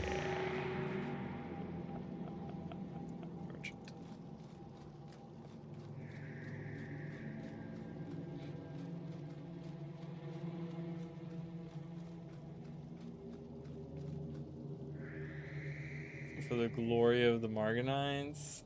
That's too long. You need something that's fast and quippy, you know? You need something that's like quicker. Yeah, like praise Joko is like really quick, right? You can say like praise Joko. Cool.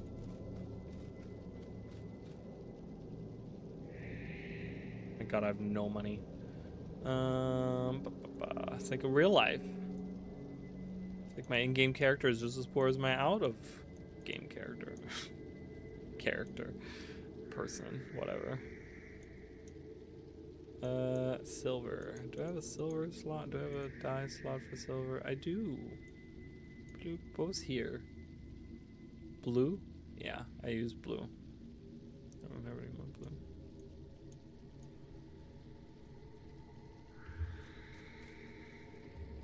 Margot Glory. Almost 90. Yeah, I mean, that's nothing. There's people that have way more wealth. I used to have a lot more, but I recently went through and I equipped all these characters. I guess not on this character, because these guys don't have jack shit on them. I think this was a different character that I equipped a bunch of stuff on. Yeah, I think it was a different character that I had. I bought some items for him.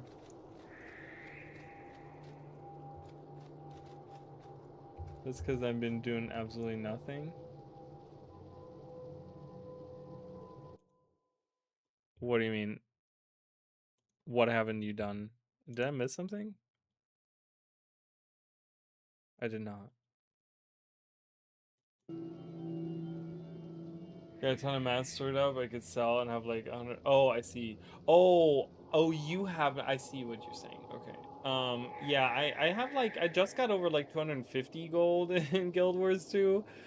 Finally back up. But I got that through selling. So in the Zephyrite supply boxes, so I got the one infusion that I'm using on my one character, but I also got the Shield of Argon, which is like the eyeball and the purple shield thing, which is kind of gross and kind of weird. And I'm like, I don't use shield anyways, and like that wouldn't be a shield I would use ever anyways.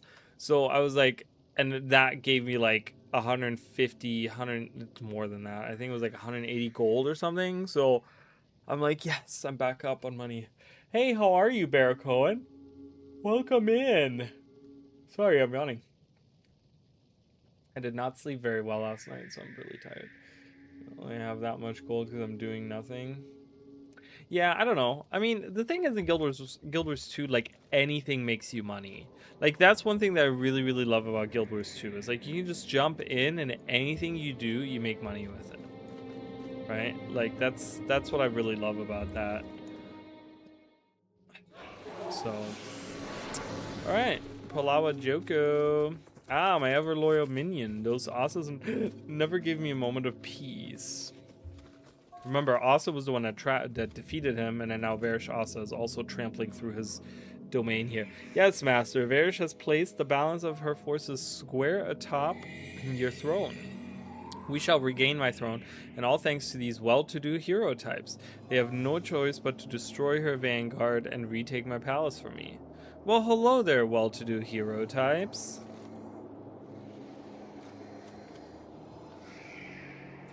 That's an awakened right here. Always one away. All right, Choco, what do you want? A deal's a deal indeed. You need to get to that blasted mouth of torment before the world falls into night, and I need to regain my bone palace from that no-good descendant of Anasa. Being sundered and bound beneath a monument has left my army feral and wandering, while the army Varish left to protect her flank is composed of powerful demons you could never hope to defeat on your own. Of course, as the all-powerful and righteous heroes, you will try, but let me save you some time. Help me regain my most loyal general, and he will help you break through the forces Varish has left in your way. I will get my wonderful palace back, and you will be one step closer to saving the world. A noble goal for such good and righteous heroes. And do not entertain thoughts of killing me. That would be unwise and impossible. You need me as much as I need you, hero. Oh, nice! Congrats on getting one of the Orine weapons. I want to go for the legendary sword. Like I said, I have to go for the legendary sword simply because of my of my theory, right? Of one of each of Orine's weapons. Jesus, that's crazy. Allows my pistol precursor in the shuffle of making new characters. Nah, thanks, I can take a break. Yeah, for sure. So it deflated my desire to craft it. Yeah, that's really sad. That's really, really sad. I've had that happen before too, where I lost like a precursor of something, but it wasn't something I was using, luckily. So it was just like, whatever. Alright, so we have to get the Bone Palace back. Fun. Fun, fun, fun. Alright, we're going straight up to over there.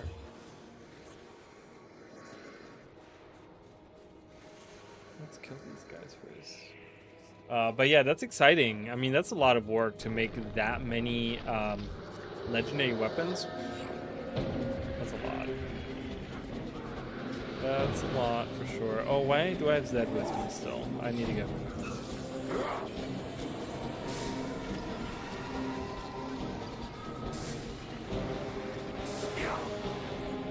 Yeah. Oh, Mandragores. Fucking hate Mandragores. Get out of here.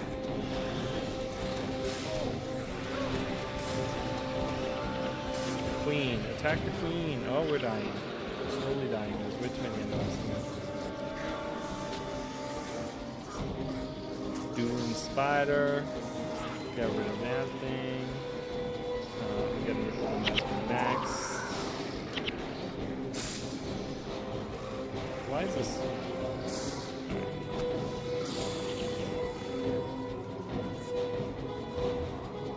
I usually buy the precursors. Well, not everyone's as rich as you. God knows I don't have that money to do that. Inscribed chart. Is this like an inscribed chart? No, mummy wrapping collector. Oh, interesting.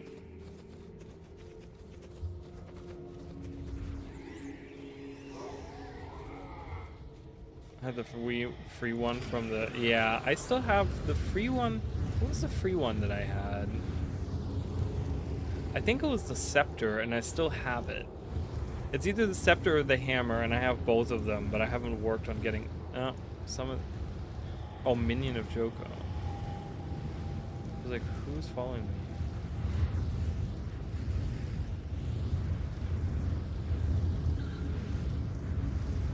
But yeah, I want to get to the point where I have like... where I have one of each type of weapon as a legendary kind of thing. Like, I want to get to that point, you know? Carven Effigy. These are the Awakened. I think they look way cooler in Guild Wars. I don't know, have they ever talked about where the idea of using tar came from? Because in Guild Wars 1, I don't think they ever talk about how the Awakened are like these tar creatures. And like that he uses like tar. They're technically like tar elementals, right? Like in a way.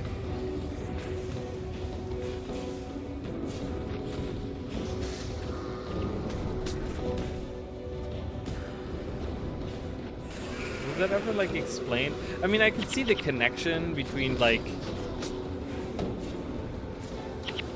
where they got it from, but it's kind of weird. Tar char. That's why I did it. Nice. But I made a meteorology a few months back, so I'm happy with that. Hoping Ranger and Energy gets into the spec. The Receptor has a new weapon. Yeah, I want to work on some more legendary. I gotta work on my legendary ring still. I gotta do some World versus World for that. But I'm gonna be saving up. So right now, you guys, I'm just saying, if you're looking to do the legendary, I have a feeling. I don't have any specific information, but like, not that I have like insider information, but I have a feeling that with the last legendary that they added, they made it so you needed like 7 million karma or whatever, right? So I'm currently in Guild Wars 1 or in Guild Wars 2 trying to farm as much karma as I can for the new legendary sword, because I have a feeling we're gonna need to use like another 7 million. Hello, Morgan, get over here. 7 million karma. So I'm trying to farm karma. So that's my PSA. Get your karma on while you still have time. So few professions use mace and focus. Yeah, I know. And same with longbow, right? Longbow is only like 3 professions. Kind of annoying. Gen 2 are so ass. Oh, because they're. I'm like, they're the most beautiful ones. What do you mean they're ass? But they're like expensive to make. I see. Yeah, I know. I love them though. They're my favorite. The Binding of Hippos. There's the Bone Palace, you guys.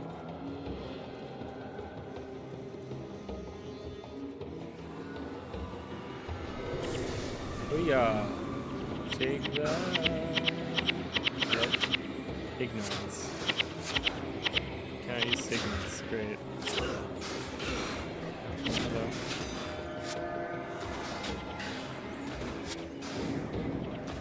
That's really good energy management. Using those signals is really, really good. I've not seen a monk boss. Shower, HMS Divinity, and Shining Blade. I've made from Gen 2. I have the Binding of Hippos, which is like my favorite legendary. It's so nice.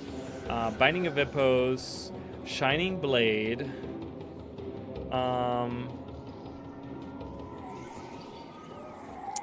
Is that it? I think that's it.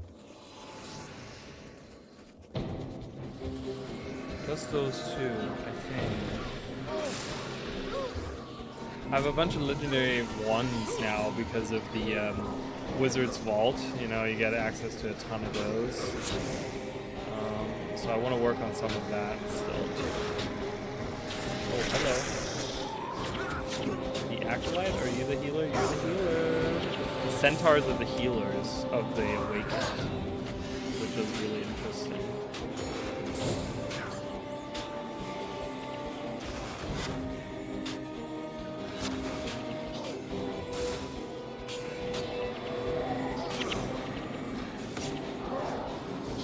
Yeah, the energy management is a lot easier now with this, like getting 15 out of this. That makes a huge difference. Juka and Chwombat. I'd love to make one.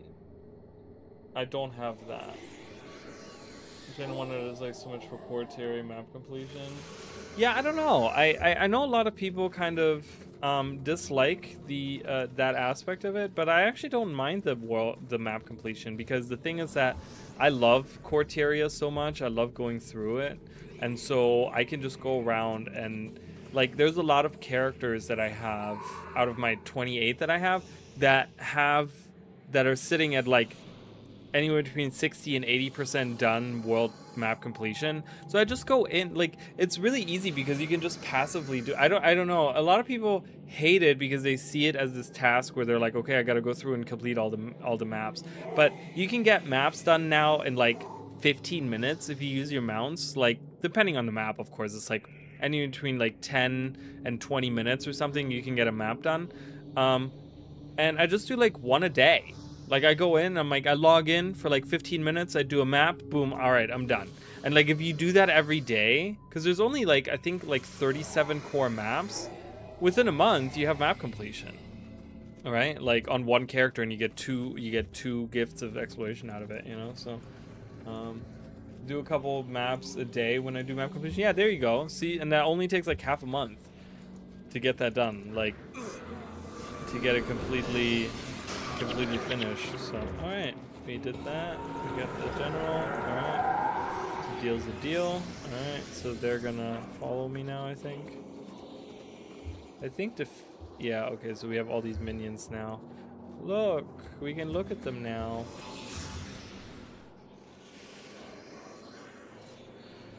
I like these guys the most. They look really cool, the floaty guys. They look awesome. Alright, we have an army with us. Let's go.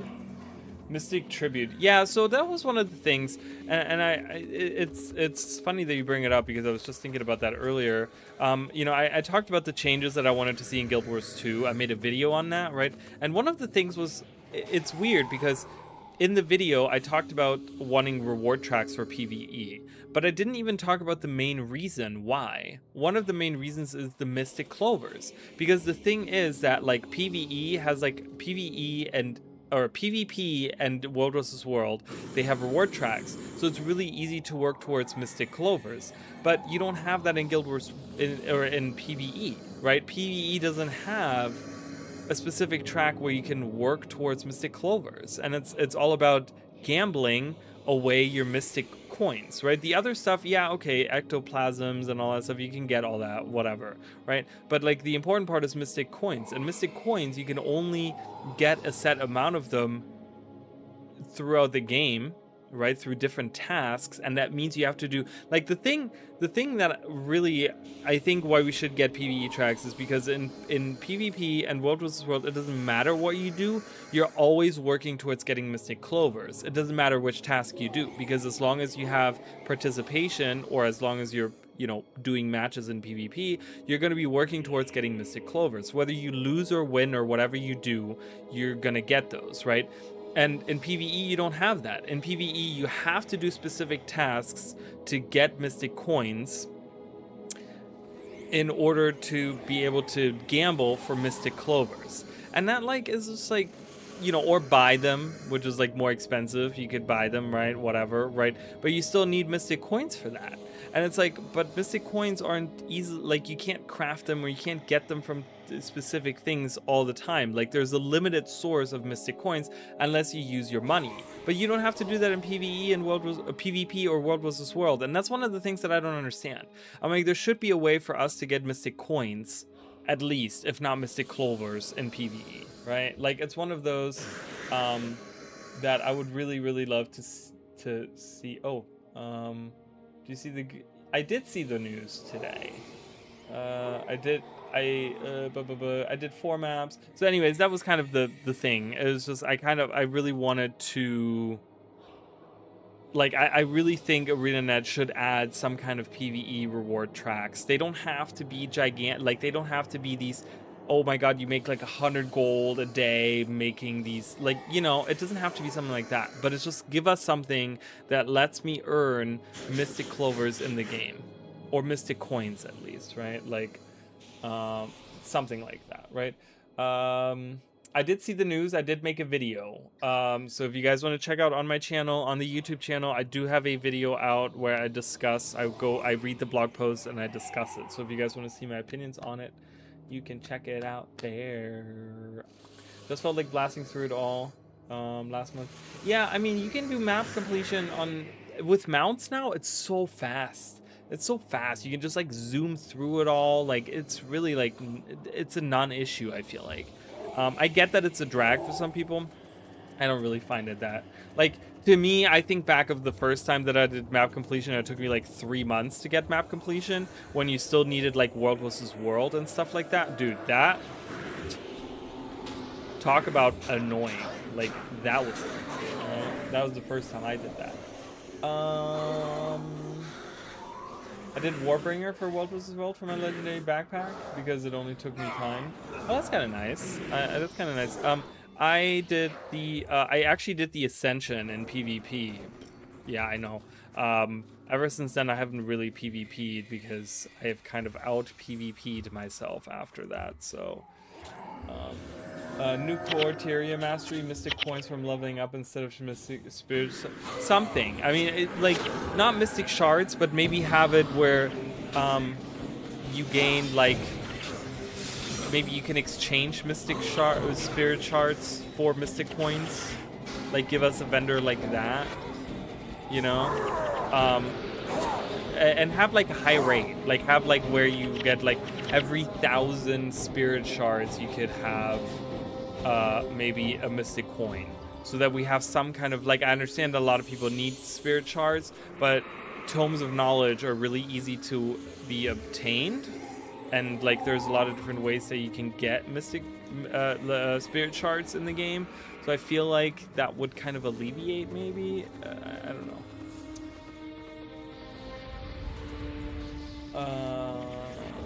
I found End of Dragons map completion much easier like per map, or easier like just doing it. I mean I don't know. I feel like End of Dragons is a little harder to do, but the thing is that the thing is that, you know, it's kind of apples to oranges, because those maps don't have, like, you know, 17, 18, 19, 25 hearts on them, right, that you have to do.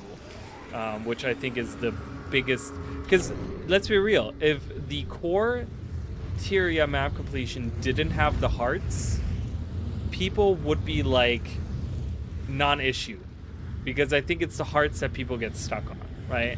Like those are the most time-consuming ones. So I could just do it with lightning. Oh yeah, the lightning lanterns, I feel like they should maybe introduce those in PvE. Lighting the lanterns, not lightning lanterns, lighting lanterns. I think they should do that in PvE. Like, so you don't have to create new characters to get, like, that's another thing, right? How are you supposed to get more map completion done if you're at your max amount of characters in specifically in PvE, right? That's like another thing I feel like that ArenaNet hasn't considered. Is like, if I have my 5, 6, 7 characters and I want to keep them, but I want to make more legendary 1, like generation 1 legendaries, how am I gonna do it? Oh, there's a golden one that I missed. Holy crap. Like, how am I gonna do that, right? Like, I would have to delete it, like, and let's say I have map completion on all of these characters and I've already made all of the legendaries kind of that I want, but I you know, but I want to make more or whatever, right? Like, what do I do there, right? It's just, I don't know. I feel like, or maybe I don't want to do map completion on a character because I don't know. There's like a lot of things I feel like that kind of goes into that. Ooh, leadership rune. Oh, he has motivation already. That's kind of interesting. So I feel like they should maybe introduce that. Maybe introduce just doing lanterns, like some kind of lanterns in PvE. I think would be really nice.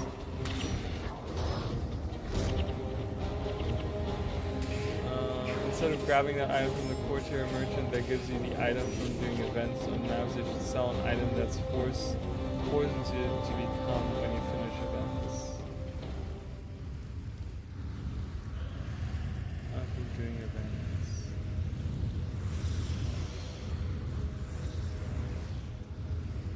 I mean, I guess that's an idea. I don't know if I'm really understanding what you mean by that. Okay, some of these minions are green and some of them are not. Like, they're like a lighter green. Do you guys see that? It was really confusing me. I don't know why it's like that. There's a high priest there. Did the high priest have anything? I don't know, I can see.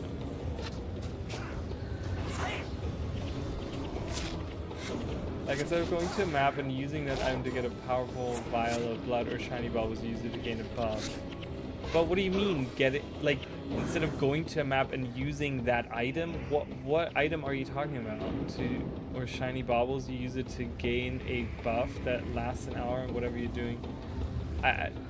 That I don't understand. I don't understand what item you're talking about. What, like, instead of getting a vial of blood, I don't know what item you're talking about that makes you get this stuff. Am I just stupid?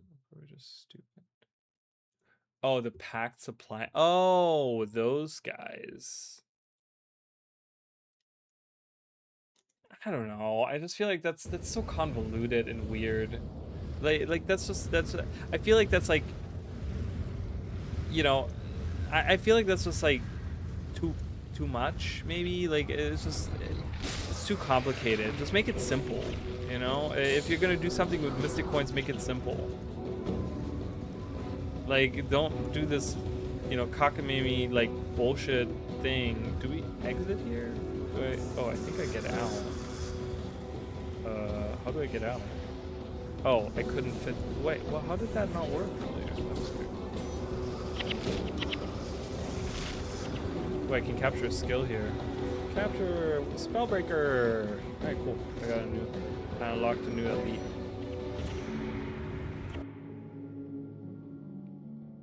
Like, I don't dislike the idea. I just think that's like overly convoluted for no reason. Desiccated flesh. I leave you alone for a few hundred years, and you let everything go to hell. Now that I'm back, So things mad. are going to be different. He's so mad.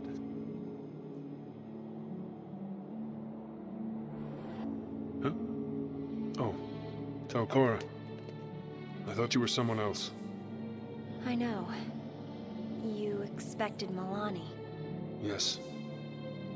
You know, Talcora, you've really grown in the time I've known you. But you always thought of us as mentor and student. I know. I've always known. I don't want to hurt your feelings. As you say, I've grown. And I'd be blind not to see that you and Milani belong together. Is it that obvious? Yes. And the sooner the both of you realize it, the easier it'll be for the rest of us. He's all yours.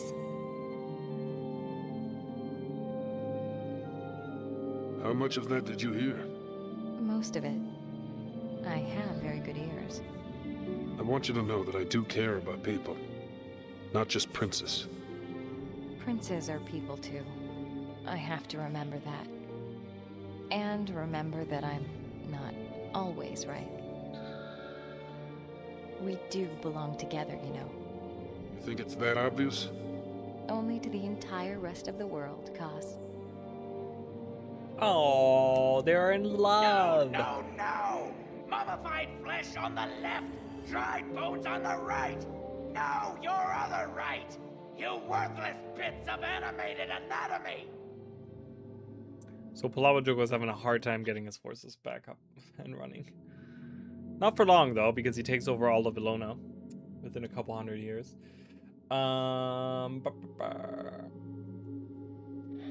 Did Mystic Coin would just be better? Should be added to meta event rewards. Yeah, but then I mean, but then again, you're kind of forcing people to do a specific thing, right? That's what I'm trying to get away from, right? I want to find a way to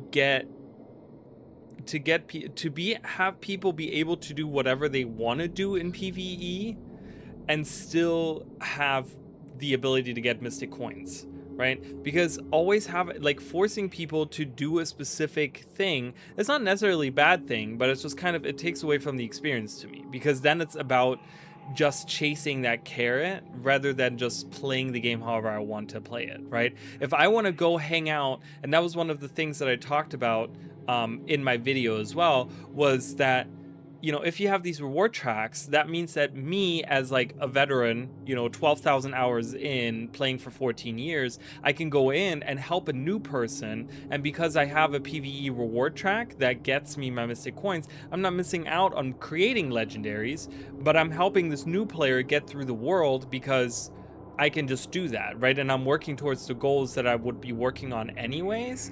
That's independent of like what I'm actually doing in the game, right? Like I just would like to find a passive way to earn those, right? And yes, you could say, well, you know, the new players, you can bring them to the meta events and stuff, but you also, like, I want to be one of those people that encourages newer players to explore at their own pace and kind of do whatever they want to do. And if they want to hang out in Queensdale and do all the little things, right, and not do the meta events, that's great, right? Like, I'm okay with that. You know, that maybe they want to go through dungeons, that's fine. Like, you know, we can do that together. Like, I can help you with that, right? But it's like, then I feel like I'm losing out as the veteran because I'm not working towards my Mystic Coins, because I'm not doing meta events or I'm not doing these things, right? And so I kind of would like to find a way that's just universal for PvE. Like I said, that's why I said PvE reward tracks, that kind of whatever I'm doing, you know, again, it doesn't have to be like, you know, 100 gold a day that I'm making off of these, right? It could just be like that maybe they're a lot less rewarding than PvP and World vs. World tracks, because in PvE you earn a lot more rewards in general, but just kind of some way where I could say, like, after a couple of days or whatever, I get a Mystic Coin, right? And just kind of have some kind of flow where I could passively, as I'm playing the game, you have to play the game through participation, like in events and doing different things, you earn like participation, and that participation gains you points into the reward tracks, and then you gain you know, at the end you can earn that stuff like that. That's kind of what I'm looking for, right?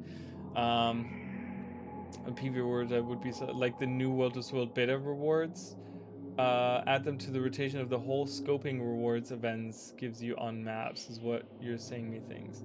The bonus, so in the video, I talked about how I would get rid of the bonus. So CORSAIR has this little system where you can earn bonus rewards, like bonus, a lot of them are materials, but you can get like the shiny baubles and like all that stuff, right, from doing a set amount of events on any map. I would get rid of that whole system and just add reward tracks, because that's pretty much what it's almost like a mini reward track. Those bonus rewards on the maps, they're kind of like that, and they were kind of designed to be that, where they kind of give you that they added those after the fact. They added those into the CORSAIR because they wanted to reward players for being like, on any map you play, you're still earning extra rewards, right? That was kind of the idea of them adding it. So if they added like a reward track in PvE, they could just get rid of the bonus rewards on the maps,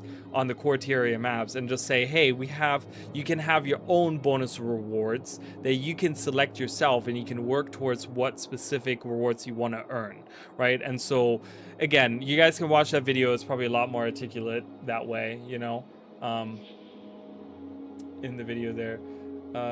So it's still not guaranteed, but at least there's a chance. Well, and that's the thing. It's like, I don't want that either. I don't want just a chance of it, but I want to have like a specific way where I can say, because having a chance of it doesn't mean you're guaranteed to get it either, right? And so that's, and then if you do the bonus rewards, the thing is that you kind of you would have specific maps that have bonus rewards that have that as a bonus reward, that have the Mystic Coins, because adding it on all maps as a bonus rewards, that kind of defeats the purpose of having that as a bonus rewards, because if the bonus rewards on every map is the same thing, then you could just have bonus rewards as a regular thing, like added to events, to any event in the game or something. You know what I mean? Like, that kind of defeats the purpose. The idea was that you have these rotating things, so that the reason they added those rotating bonus rewards on all the maps was that, you know, if you're farming for a specific material, then every week you would be going to a different map, because you're, oh, now this map has the material that I'm looking for, so I'm going to be going to that map. But that system doesn't really work, because no one really cares. Those rewards that you get from them are really low. Like, you don't get really a lot from it. So I really feel like having something that is personalized to you, and not just like a random thing in the game where it's just like, oh, on this week on this map, right? It's like, no. I want to have the Mystic Coin reward track on my character, because I want to work towards that, right? And so that's the track, that's the reward track that I have for my PvE, because I want to work towards legendaries, right? Or something like that.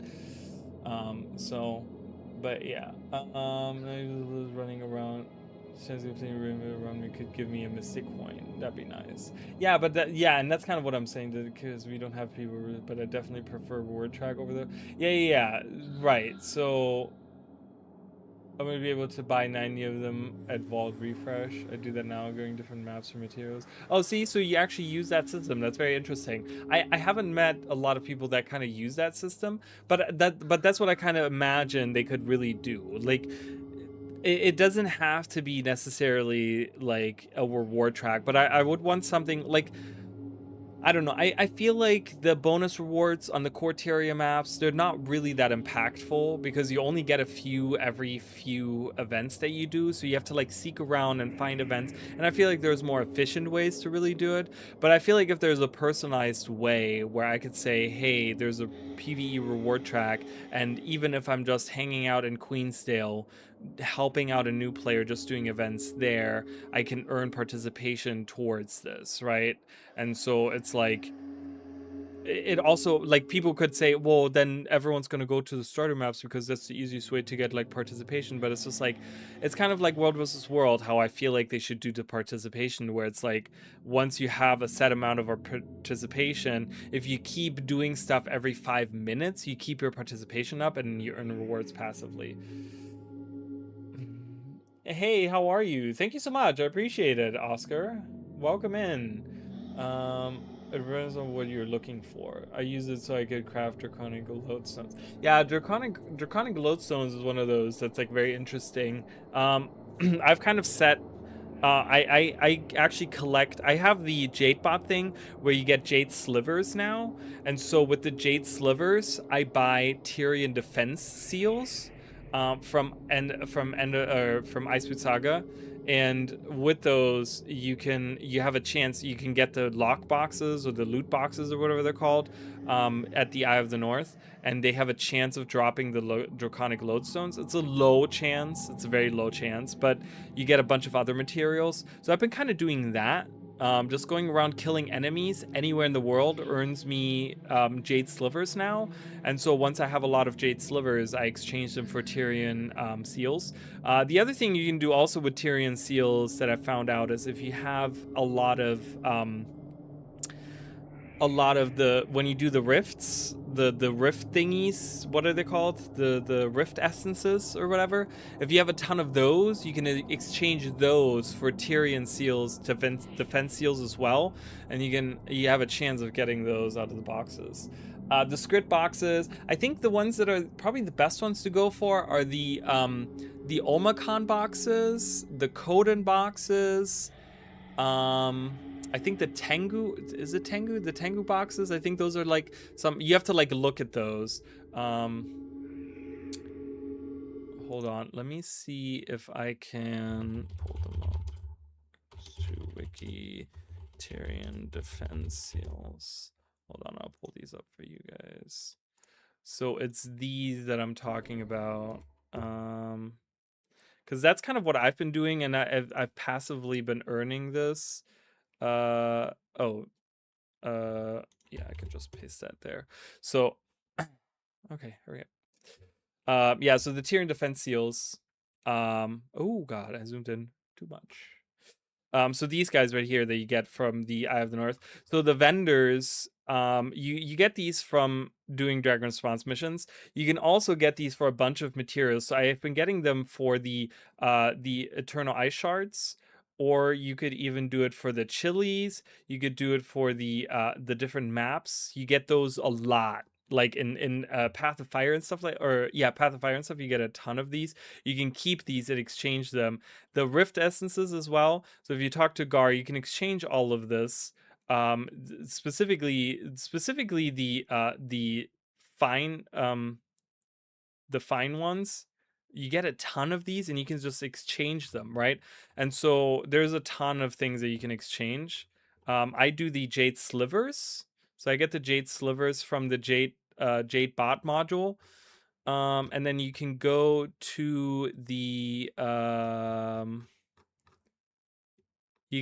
vendor, and the vendor sells you these boxes, these supply boxes here.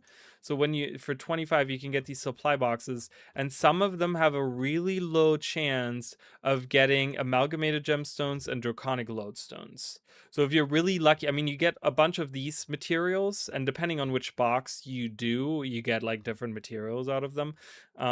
But you know, and you can kind of pick and choose, because different boxes give you different materials and stuff like that. So if you're looking for leather, or if you're looking for that, you know, you should probably go for that. But different boxes give you different things. So but some of them have the ability to drop these, a super rare chance of them. So I've kind of been doing that passively, buying those with like extra rift essences and stuff like that. If you have like, if you already have done your PvE like legendary armor and you don't need the rift essences anymore and stuff, you can just exchange those for Tyrian defense seals.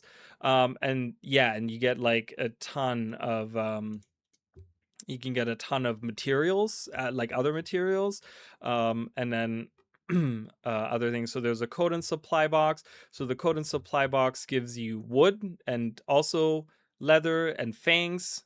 If you need different fangs, have an uncommon chance of like other things to get. And then again, you have the chance here. I guess there's an anomaly here. And you have a chance of getting these as well. You can sell these volcanic ones. They usually sell for pretty decent, I want to say. Do they sell for pretty decent? I mean, you have a chance of getting that. So if you're lucky and you get one of those, you can sell that as well.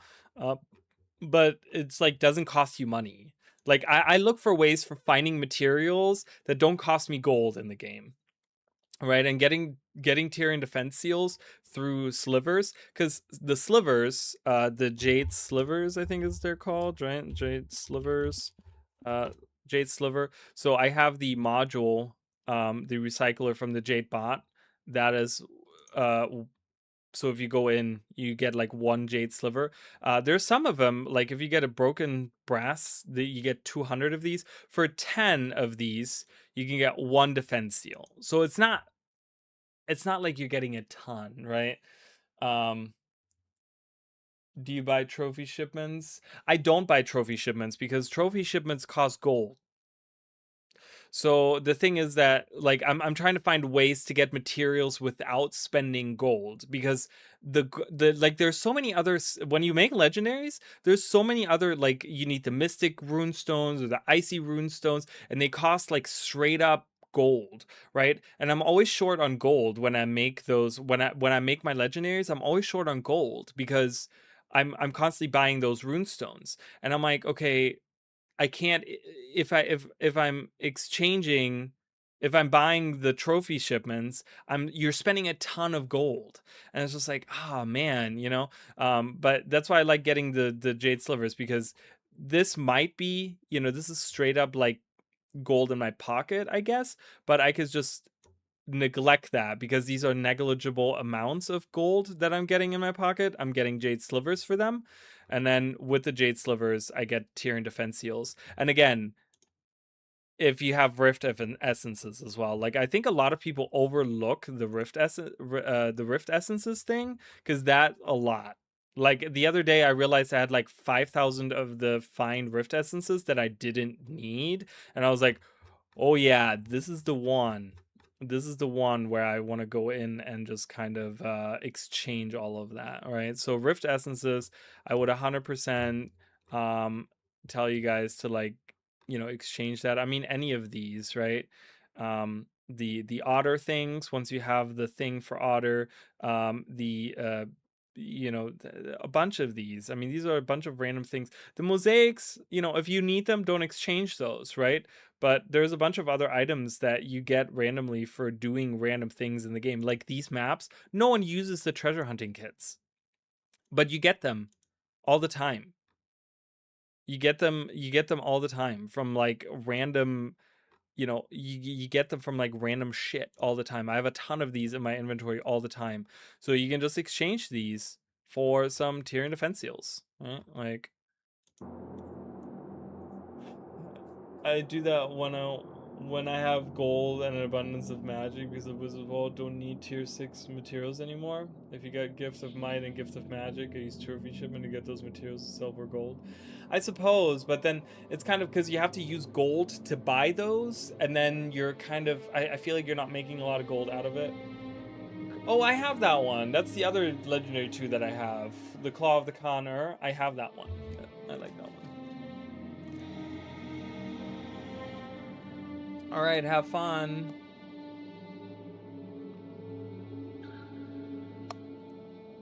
Is this Guild Wars 2 talk? It is. Here we do everything. Here we do everything. We're doing Guild Wars 1, but we're also talking about Guild Wars 2. I'm just giving everyone tips and tricks on what I do. Anyways, let's go back to Guild Wars 1. We're at the Bone Palace. Looks very different to Guild Wars 2, right? Very, very different. But yeah, welcome in. Yeah, we're talking a lot about my streams usually, you know, it's really funny. I talk about this all the time. So in my streams, what usually happens, and this is something that I've realized a lot. Oh, I'm gonna keep that. I'm gonna keep all that. I'm gonna break those down at some point. I want to kind of, I don't, let's put these away. Let's just put these somewhere. Let's put these in here. Whatever. I'm gonna have to look through them. One thing that happens on my streams all the time, just so you guys know, is I will have people in here, and it's one of the things that drives me absolutely insane. I'm going to be honest with you guys, okay? Like, I'm just gonna do like real talk with you guys for a minute. So when I'm streaming Guild Wars 2, everyone wants to talk about all the other games in existence. Okay? They want to talk about this game, that game. Oh yeah, this, I did this in this game, I did this in that game, and oh yeah, did you look at that game? And oh, Guild Wars 1 and Guild Wars 3 and blah blah blah, right? When I'm streaming Guild Wars 2. I stream Guild Wars 1 because a lot of people are talking about Guild Wars 1, and then everyone wants to talk about Guild Wars 2. I'm like, oh my god, what do you guys want me to stream? Because I'll stream what you guys want to talk about, but I constantly have people talking about things that aren't even happening. So it's really funny. I use Jadebot Scavenger. Yeah, I used to use the Jadebot Scavenger for Might and Magic, but the problem is, and Mish is actually correct on this, with the Wizard's Vault now giving out materials like that, they're giving out the trophies, and I've been using, what I've been doing is I've been using all of my laurels to buy the tier 6 the tier 6, what are they, like bags or whatever, to get the trophies. So I'm never short on tier 6 trophies. And so like the thing is, like with the Wizard's Vault, the way that it changed now, you don't really need that anymore. Like there's so many other sources of getting those types of things. Like my thing is, and I kind of sat down and I had like this whole idea of like I'm looking at it, I'm trying to find out what's the most efficient way to gain the things that I need to get. And the thing is, I realized through my legendary journey was that there's certain things that you can easily, like getting trophies, like getting those trophies, you gain them doing anything in the game. Defeating any enemy, they can drop those, right? Opening any boxes, you can get those, like, you know, whatever, right? Like anything you do, events, like there's so many ways that you can earn those. So I'm like, why would I waste then also me attacking enemies to gaining these when I'm already gaining these passively, doing that anyways? Like I'm increasing the passive amount that I'm gaining, but it's like, so that's why I did the Jade Slivers, because I was like, well, hey, you know, I keep getting the like the things that I just sell for gold anyways, but I don't get a lot of gold out of that, like the trophies, right? Like if they can just be made into something that's useful, like the Jade Slivers, then I can use the Jade Slivers to buy something that can earn me a lot more gold or a lot more materials or whatever of other stuff. I don't know. There was like a whole thought process behind it. I played a month of Guild Wars and stopped, so I was just curious what was going on. No one's fault, someone's preference, what they enjoy. I mean, it's not anyone's fault. It's just one of those things that always makes me laugh, because I swear to you, like I'll be playing like a game that a lot of people are talking about, and then all of a sudden they're talking about Guild Wars 2. And then I stream Guild Wars 2, and then no one wants to talk about Guild Wars 2. And I'm like, okay, you guys are talking about all these other things that are not happening on screen that I'm not doing, that we're not discussing. And it's just funny how that happens, you know? If it's a game someone is used to when watching someone playing it, the last thing they want to talk about is the game you're playing, is what I've noticed. I mean, I guess so, right?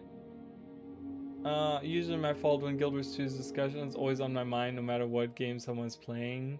But yeah, but then I'll play Guild Wars 2 and then no one wants to talk about Guild Wars 2. So that's one of the things that always makes me sad, because I try to stream Guild Wars 2, but then no one wants to discuss Guild Wars 2 with me. But then I stream Guild Wars 1 and everyone wants to discuss Guild Wars 2 with me. So I don't know. I played a month. So what did you not like about it? I don't know how to pronounce your name. I'm really sorry. Is Blunty? I myself, from my own experience, I never ever discuss the game I'm playing or watching someone else. I'm already watching it, so I don't really want to discuss it. I'm sure there's many like me, but that's kind of weird. Like, why wouldn't you want to discuss the game that's on screen? Why would you want to discuss something else that's not happening? That's, I don't know. It just kind of feels weird, because my thing is, you guys see that I have to pull up the wiki because we're discussing things in a different game, so I have to pull up the wiki to explain to you guys things about the other game. Right, and I don't want to have to pull up Guild Wars 2 all the time, so it's kind of... Freakos, can just call me Freakos. Alright, hi Freakos. Switch over to Twitch. I see. So, what made you, what do you not like about Guild Wars 2? Not that there's anything wrong with that. I just want to kind of hear some opinions about it. I kind of want to see, only way to explain it is like mind flood vibes. I mean, I can see where it's coming from. I guess it's just difficult as a, found you on Twitch, came here. All right. Oh, okay. 2 different games is all. Oh, okay. Interesting. So you're more a fan of, like, just how Guild Wars 1 plays? I like this guy. Look at him. He doesn't even have, like, he has nubs. He has little nubs for feet. He doesn't even have hooves. He has nubs that he walks on. Yeah, I guess I can see that, Mish. I mean, I get it. I'm not blaming anyone. I'm not saying it is what it is. Like, I just like the interaction. It just makes it difficult for me as a streamer is all I'm saying, right? Because I have to like constantly swap, and you know, then people come in and they want to talk about the game that's on screen, but then I have people that are talking about like Guild Wars 2 or like whatever game, right? And then I got to talk about that, and then people are like really confused, and I don't know.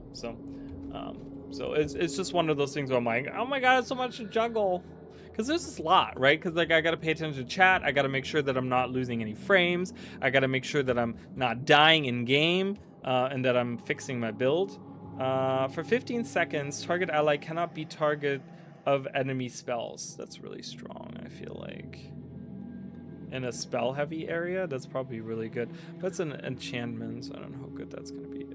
Ray of Judgment, come back to me. I guess I'll just put on a... I'll do like a... I used to put Heaven's Delight on, just do some healing. We all got ADHD, OCD.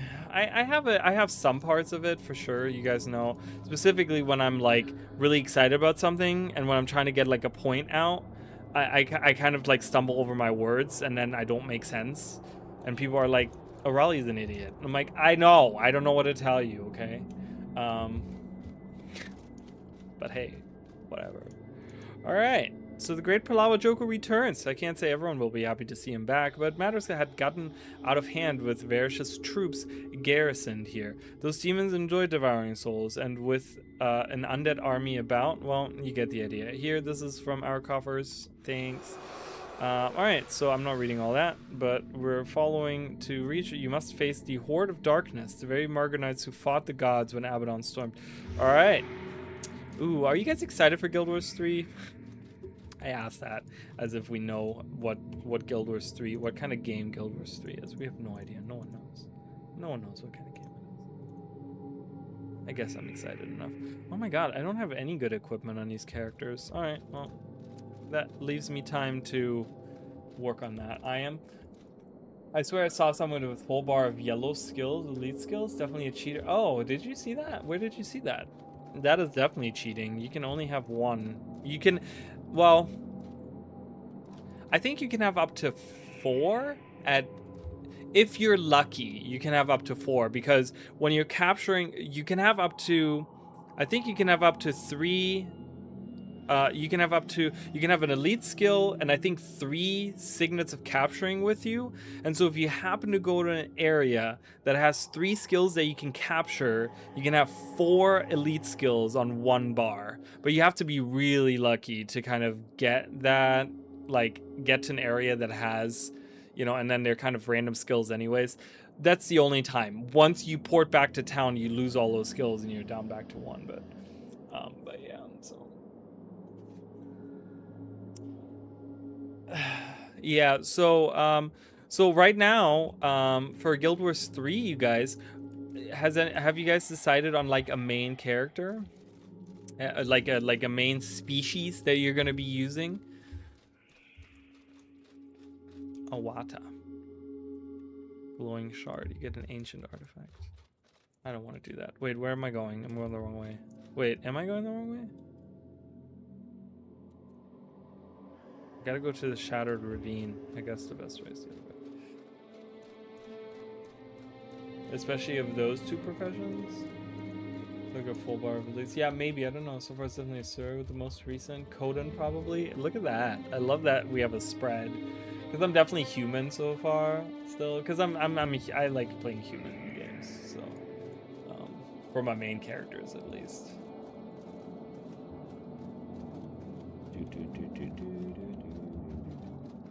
I'm gonna name it Winnie the Pooh. I like it. Are you gonna make it look like Winnie the Pooh? Are you gonna make like an orange colored, orange ass, like red? Okay, so have you guys ever heard the term of like Donald ducking it when you're like walking around your house and you're only wearing a t-shirt but no pants? That's called Donald ducking it. Technically, it's also whinnying it. Winnie the Poohing it. I don't know.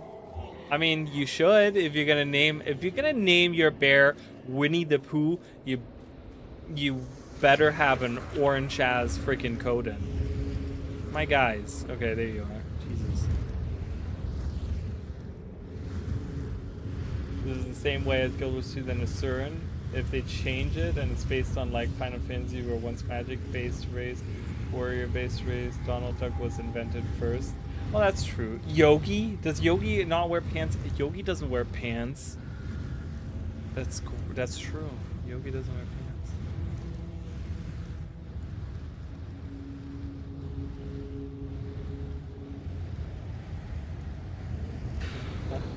Yeah, I don't know. I'm curious about the 4th species. I guess we're not going to find out next week, which is kind of a shame, but it is what it is. I want to know about that 4th species.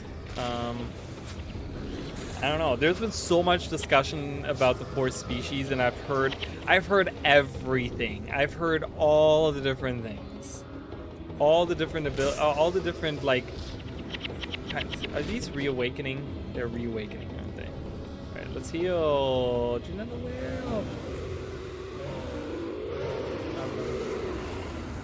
Maybe orange colored armor, spirit-based race. I'm betting. I mean, that's kind of what I'm betting too, right? Something that has to do with like being bound to like the destiny of the world and being connected to ore in like a different way. It has to be like a veil spirit made manifest, right? Where like it's a veil spirit inside of a person or something. It's like the physical representation of the veil spirits or something. That's probably what it is. Some kind of Winnie the Pooh was 1925, Donald Duck was 1937. Really? So Winnie was invented first? Crazy. Winnie the Pooh had his 100-year anniversary last year, and Disney didn't even celebrate it. What is Morgan doing? I bring back Ritualist Derv. I could see Ritualist Dervish. I could see Dervish too, actually, because we're dealing with the human gods. I don't know. I don't know how they're going to be doing classes. Like, they're leaning so much on the Signet idea, and you guys know that I've talked about it. I've already made a like a theory on what I think the class system could look like. I've made like multiple videos on this. I feel like kind of I've talked about the signets, and I've talked about how I could see the profession system, you know, and the different things. I've made shorts on that, so if you guys are interested in that.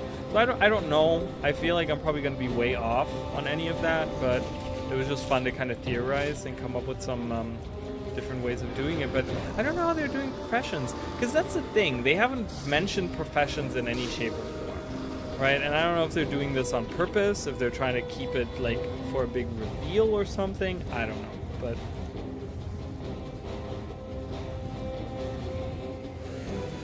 Peter Cullen died. I know, yeah, it's crazy, right? Peter Cullen. Oh, Desert Worm.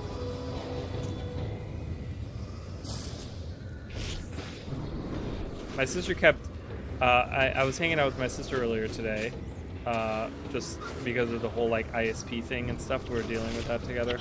And so she kept singing like, Jolene, Jolene. I don't know how it goes. I am way off, like, whatever. I don't know the actual song, but she was singing Jolene the whole time. I was like, okay. I'm like, I get it. Oh, we didn't actually kill them? Oh, this one. Anyone can make poo stuff now. Oh, is that true? Oh, that's right, because the like copyright thingy, is that how that works? After like, is it like 75 years or something, it kind of becomes like public domain or something? Is that how that works? I don't know anything about copyright stuff.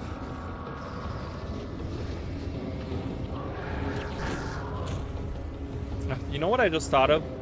Thinking about copyright, I was thinking about Terranigma. So for those of you that are new to the channel, I'm a huge Terranigma fan. It's a JRPG or RPG, action RPG, whatever you want to call it, from the Super Nintendo era. It was just announced that it's going to be brought to all modern platforms next year. It's going to be a port of it, and I'm so excited for it. Okay, my sister and I have been doing a playthrough of a fan-made game. This like a sequel game to that over on the Memory Game Saga channel.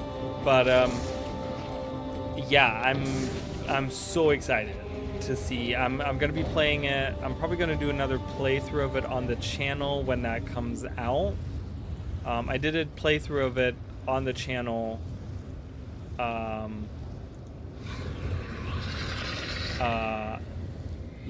Was it last year or the year before that? I don't remember, but oh god.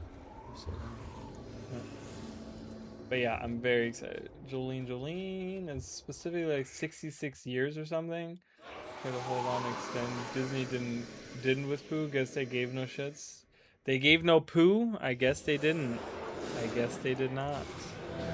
Ooh, I like this area right now. This is like one of those areas that's like, you know, the moon is just setting, like it's still kind of bright out. So it's like just after, looks like it's just after nightfall. Right? Like, I love this. One of the things that I really like about Guild Wars 2 is the like different sky boxes and the different skies that you get, you know, through the different areas and stuff. Okay, I went to the wrong way. Oops. Hunting Margonites. Yeah, if I could be a human, like a Margonite human in Guild Wars 1 or Guild Wars 3, ooh, that'd be so nice. I'd be so excited about that.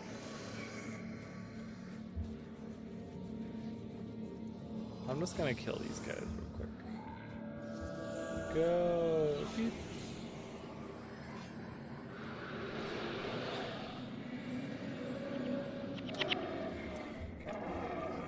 The nighttime skies in this crystal desert with the invisible bridges, you can walk using jackals.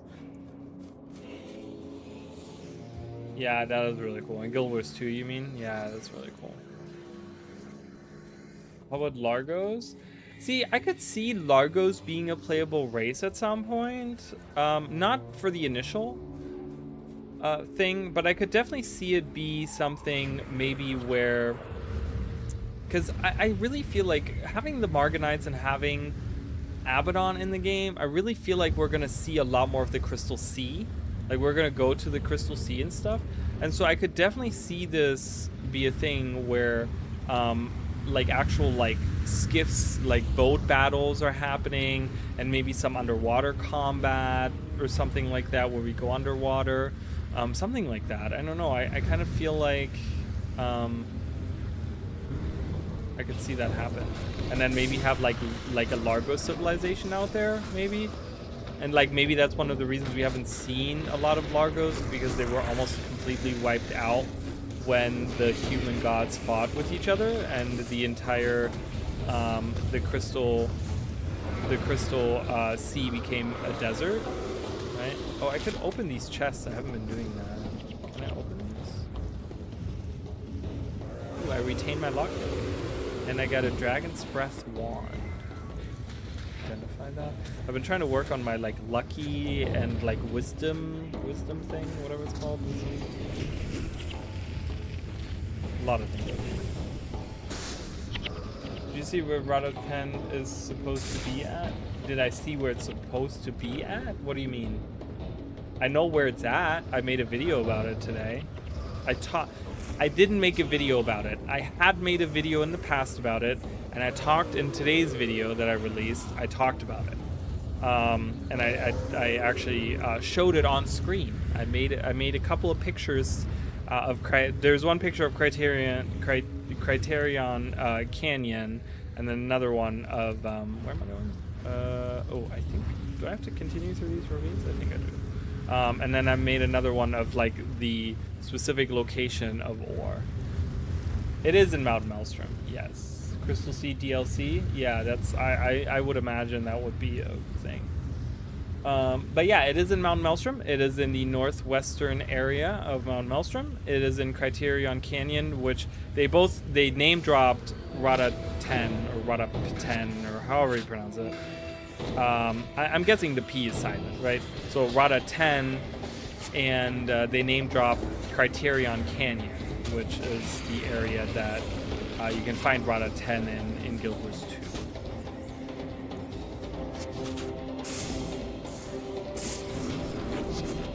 And it is in Mount Maelstrom, and you can go there. And I made a short about this, but you can actually find like there's like explicit information that talks about that this was some kind of colony of Asura,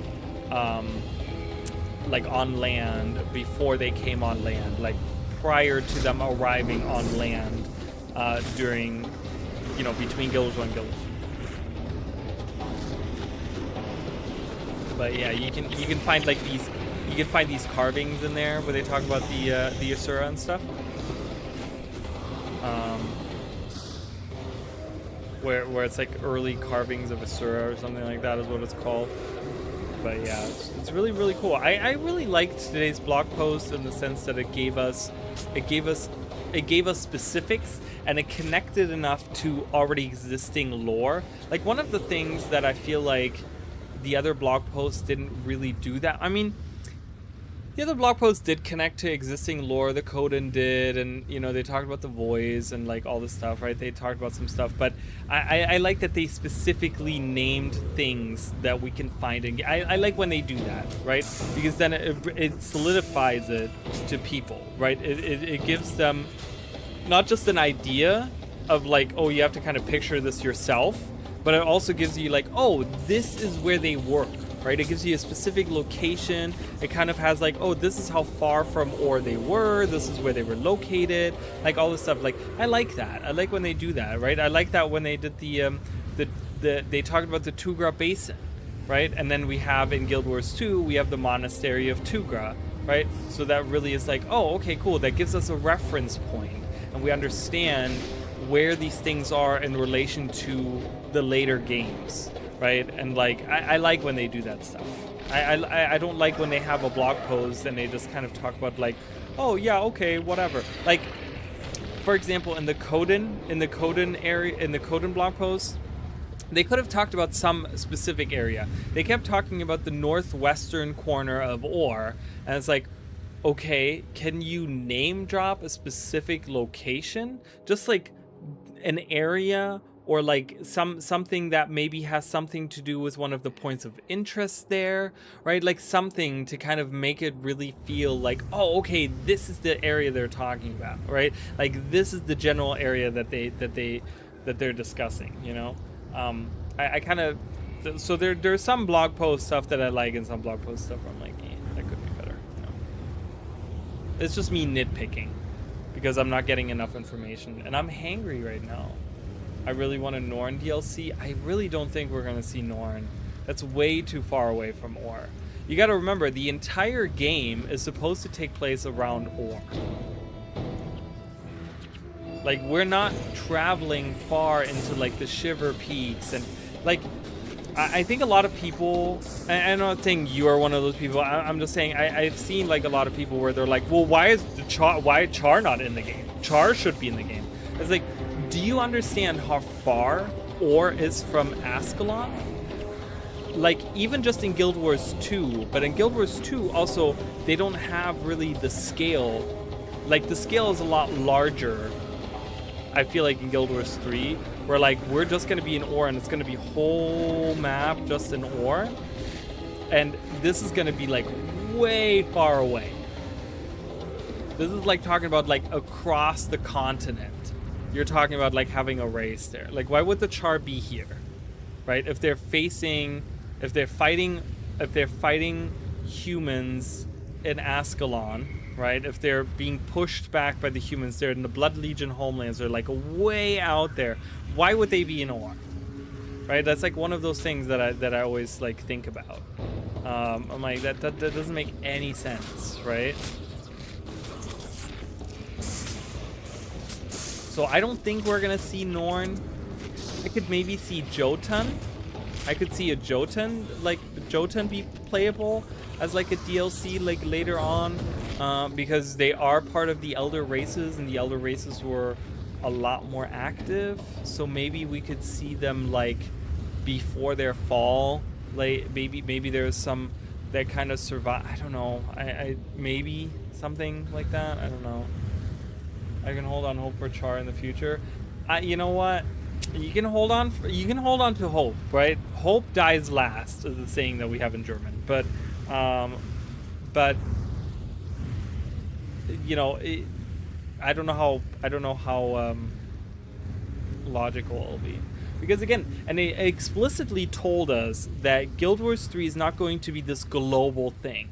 They're not going to be looking at global threats. They're not going to have this like, oh, we're adventuring across the unending ocean to take care of this threat over here. We're not crossing the Shivery Peak Mountains going all the way to the north to take care of this, right? Like, it's not going to be this massive thing.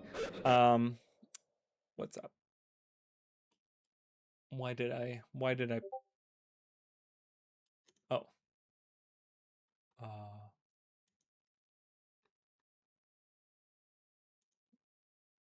Did someone ping me? I don't see anything. Did someone ping me on something? I hear it, I don't see it. So my light is right in the way, so I can't see. Okay, I don't know what that ping was. I don't know what those multiple pings were. But yeah, I mean, maybe they'll be crazy and they'll say, hey, you know what, we're gonna have Char. I mean, I feel like if enough demand, well, but they're trying to keep the like whole like keeping the like skeletons like the same, like to the point where they don't have to do a lot of changes, where like armors can be added on and stuff. So I don't know. We'll have to see. I mean, the thing at this point is like I just really want to get to the point where we get more info on Guild Wars 3, right? I'm really hoping that the press that was able to go at the press and the content creators that were able to go to Gamescom, because they just had their dinner the other day. As far as I know, they had their dinner, like, was it yesterday or something, or the day before yesterday? They had their dinner together. They had like a whole thing for us partners, like if you went to Germany, and you went there, you could have like dinner with the people or whatever. Like I'm really hoping that like, you know, that this means we're kind of, the Gamescom thing has already happened and we can now move on with our lives and get some articles, get some pictures, get something a little bit more concrete. All right, Elder Siege Worms, we're here to learn our elite skill. We're here to learn our elite skill. Part of me would love to see chart on. You know what? That I can see. I want to see all of the races. I really want to see what. Oh, we learned them. We learned Junandu Siege. Spit a projectile at your target foe. It strikes with 400 earth damage and knocks down target foe. This cannot be cast on nearby enemies. Alright, so we need to cast this first. Can I rearrange these? Oh, I actually can.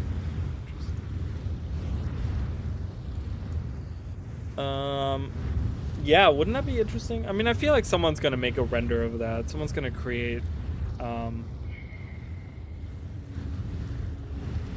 render of a Char, of a Sylvari in Unreal Engine 5. I mean, that's kind of cool, the idea of that, right? My question is, like, what kind of enemies are we gonna see, right? Because the thing in Guild Wars 2 is, first of all, in Guild Wars 1, we don't get a lot of info on ore in general. We don't know the type of creatures that live there, you know, that kind of stuff. But in Guild Wars 2, we also don't really get a lot of answers on that. I mean, we get things like drakes and stuff, which, you know, that's to be expected to be part of the culture there, you know, drakes and probably like harpies. Maybe it's, you know, harpies are pretty close by, like, you know, they're widespread throughout Tyria. We're probably going to see like scale. We're going to see, but seeing any of those creatures, any of those things in Unreal Engine 5 is going to be so amazing. Because one of the things ArenaNet has always been really good about making their creatures look really cool. Like I think their creatures, they're like they pay a lot of attention to a lot of the little details and stuff. So I'm very excited to see that. I'm very excited to see what they create. I'm gonna go. Well, actually, I can go on land here. If I go on land and I go across, if I go across here and I go down here, I can just go right in. So I'm very excited for that for sure. But also, we got to remember, like, you know, the cool part is that we talk about Guild Wars 3 a lot. We talk about you know, that coming out. But this is so different to when Guild Wars 1 was being or when Guild Wars 2 was being worked on versus when Guild Wars 3 is being worked on, because we're still getting updates to Guild Wars 2, right? Like, that's something that I find really, really cool. Is like, we're still getting updates for Guild Wars 2. We're still getting, like, oh no, I didn't need it.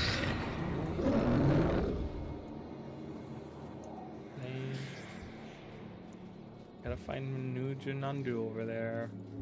Let's kill these guys real quick. And we're still getting updates for Guild Wars 1. What? Oh, okay. Changing my skills on the bar. Change them. That's interesting. That's, I don't think that's supposed to happen. We're getting Guild Wars 1 stuff. I mean, you know, I don't know how much they want to do for Guild Wars 1, but it really looks like they're working on. I mean, they're doing a lot more than I expected with Guild Wars Reforged, like, in my opinion. I mean, we're getting like monthly updates to balance at this point, and we're getting monthly, like, you know, things added to the game, and, you know, things that I would have never imagined. Even if they had been like, oh yeah, we're gonna start working in Guild Wars 1 again, I would have never imagined them actually going full on into making content like that. So updates and expansions, right? Like, we could see a Nightfall Beyond, right? Like, wouldn't that be crazy to actually see Palawa Joko take over, like, fight against him and fight like a losing battle against him, where he takes over Alona, right? Like, I think that would be really freaking cool. Where, like, even with our continued effort, Palawa Joko still you know, wins or something. I don't know. Hello, why are you not casting? Oh, I'm pressing the wrong. I want to use the siege attack. I'm like, why are you? Oh, great, everyone's dead now. Oh my god, that was a waste. I didn't realize it was pressing 3. I have to press 4. I'm sorry. An expansion. I mean, expansion would be really, really cool. Seeing, you know, what'd be really cool for me, and I talked about this a little bit, but I think now that it's more likely to happen, it's kind of solidified as this idea in my head. It'd be really cool to see some of the areas from Guild Wars 2 in Guild Wars 1, right? So do like the opposite of what they've been doing, right? In Guild Wars 2, they showed us how the places changed from Guild Wars 1 to Guild Wars 2. It would be really cool to go to places that are only in Guild Wars 2 and having go back and seeing what they looked like in Guild Wars 1. Really? Awesome. Big fan. Big fucking fan. Look at this. Everyone's dead. I thought they were all... I didn't realize they weren't in the thing, okay? What do I do? I don't have a revival skill, so I'm gonna have to just off myself too. Right. We all die together! That's sad. Oh, so sad.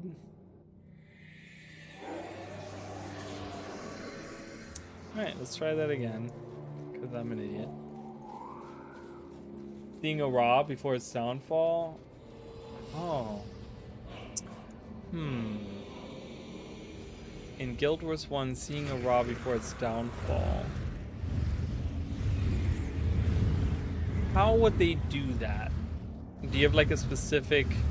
Because I'm trying to figure out, obviously, Guild Wars 1, have like a pre-searing expansion?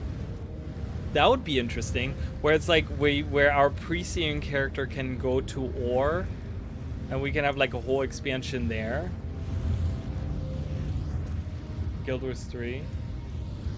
Oh, well, yeah, we're gonna see that. Oh, I mean, we're gonna see that, right? Like, we're gonna see that. But again, like, a lot of things have changed, too. Like, I feel like the Guild Wars, the Ra or, like, Ore of Guild Wars 1, like, during pre-searing,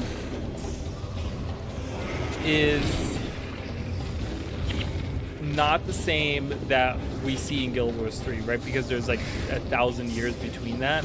And again, like I told you guys, one of the things people need to consider is that these are two completely different ores that we're talking about. Because if you look at the changes between Guild Wars 1 and Guild Wars 2, that was 250 years. Now we're talking about more than 4 times as many years have gone by between, you know, Guild Wars 3 and Guild Wars 1, right? Meaning that the ore of Guild Wars 3 is going to be completely different to the ore that we could potentially see in Guild Wars 1.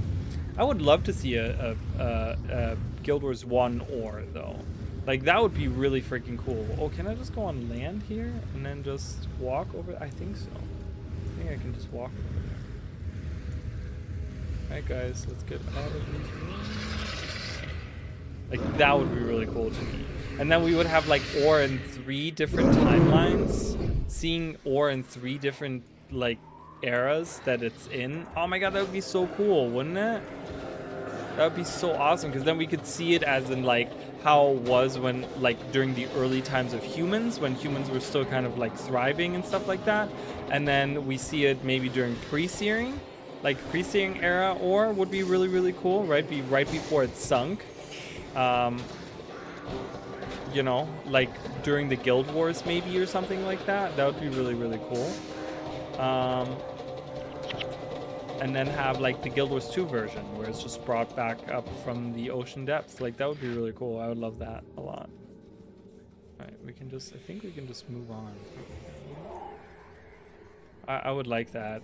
I like that kind of stuff. I mean, I did a whole bunch of, again, for those of you that are interested, I did comparison streams on right here on YouTube. You can find them under my live stream section.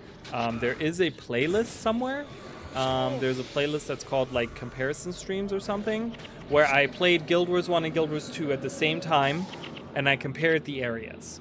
I went around all the world and compared what Guild Wars 1 and Guild Wars 2 looks like each area. So if you guys want to check that out, go ahead. Those were fun streams. People really enjoyed those. Ooh, they died. I can heal a little bit too. This is actually not bad for healing. I mean, it's 51 for everyone in earshot, and then I get extra for having Divine Favor on top of that. So I actually get healed for, yeah, plus 38 on that. That's pretty good.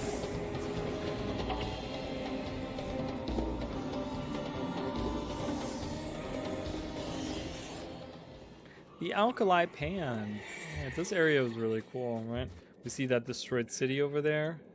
I think that's part of the part of that city they build around the Mouth of Torment, right? Mora, the city of Mora, or whatever it's called.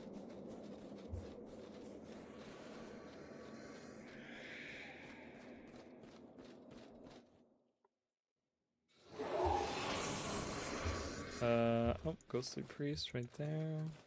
Always want to talk to those first. Alright, let's kill all these Marganites. Ooh, I get a Monolith Hunt. Okay, interesting.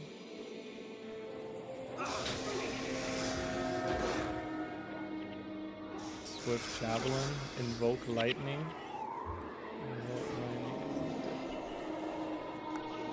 Oh my god.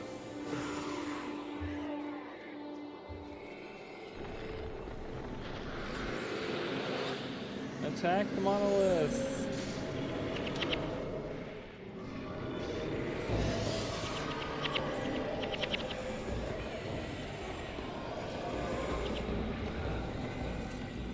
I didn't see she dropped away for a mark. I don't know what you can get. I forgot what you can get for this.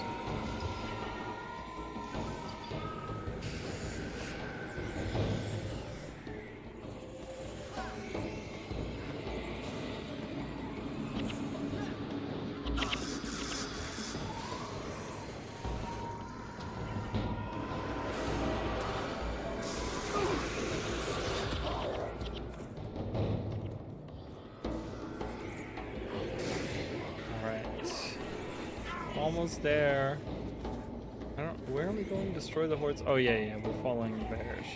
It's like it's been. It feels like it's been so long. Oh, we have to destroy that pillar or something, right? Wasn't there something like that with the siege attack or something? There's something like that.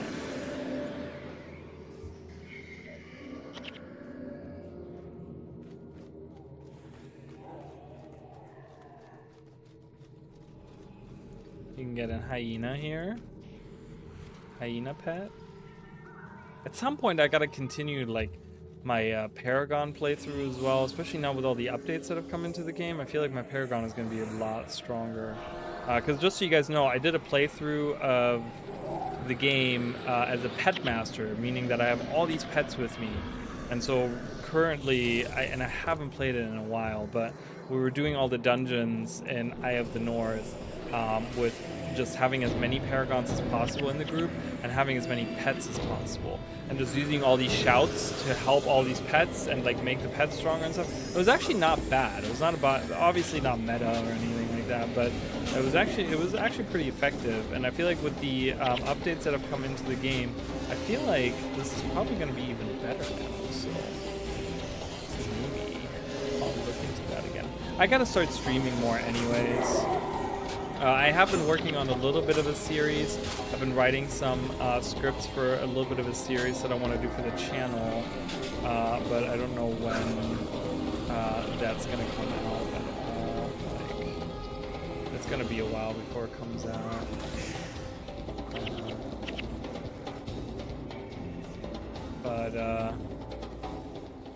But yeah, I hope you guys are patiently awaiting some more of my videos, because I do want to work on some more videos. Just right now, I'm kind of, I don't really have like motivation. I have like kind of like writer's block. You know, like just a little bit where it's just like really rough for me to make stuff right now. It'll come back, but right now I'm just kind of like in a little bit of a like Okay, Hordes of Darkness. I'm stuck on legendary trinkets. What trinket are you working on right now? Okay, we have Hordes of Darkness here. Do they count as Marganites?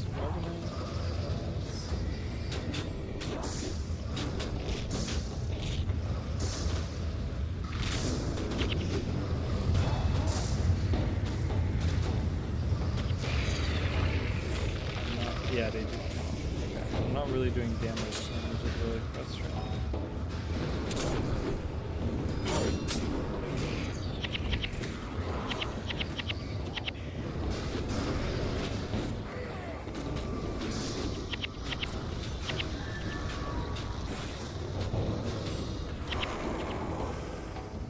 Stella? Oh, that's like one of the ones that's like really expensive and stuff, right?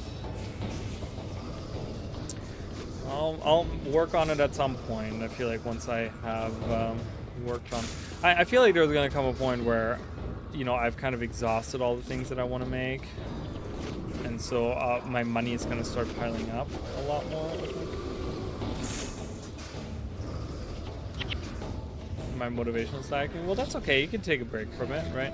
Like, that's the beauty of Guild Wars 2, is like it doesn't go anywhere. You can always work on it later. Like, I haven't worked on Conflux in months now, but I really need to, because I feel like I'm pretty close to getting Conflux. And it would be nice to have another legendary trinket, especially a ring, because I don't have any rings. Any legendary rings? Oh my god, this is so annoying. This would already be over if I could use my actual skills.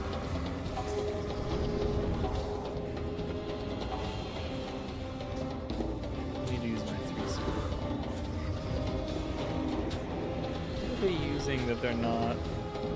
Do I have to use Siege by using them in Under Siege? Yeah, I think I'm supposed to just use that.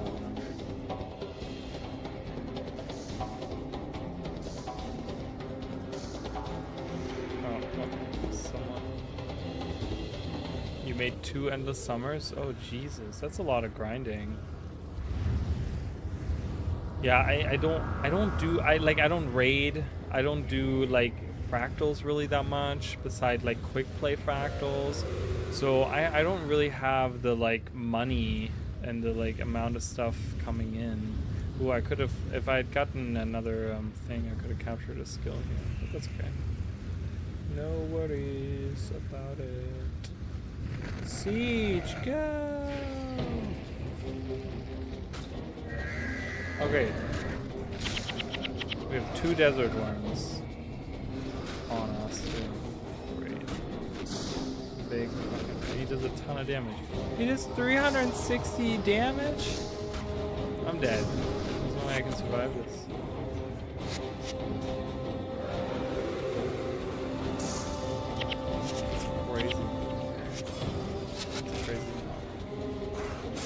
Not bad with the gold sinker. Yeah, I mean that for sure.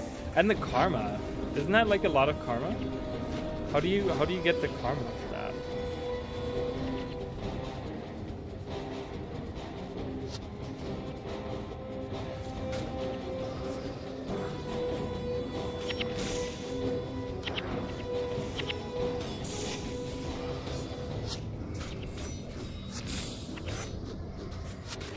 Dude, these worms are fucking crazy strong. This is insane.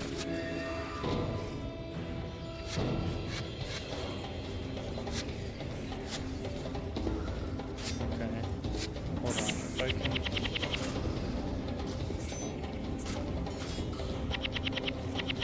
There's no corpse.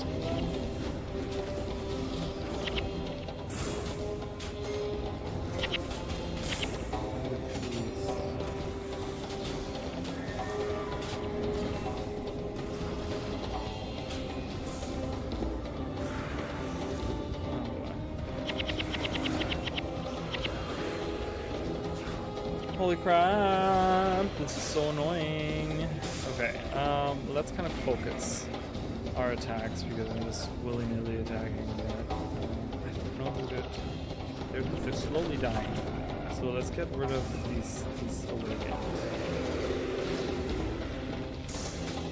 I'm gonna attack this guy. And I think the devouring works on them too. It does not, but it did heal me. Burning breath. Why can't I cast this? What's going on? I see an error message.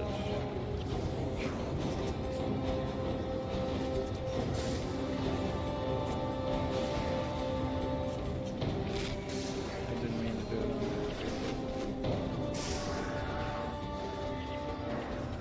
How'd you do it from far away? Oh, bro. Are you kidding me?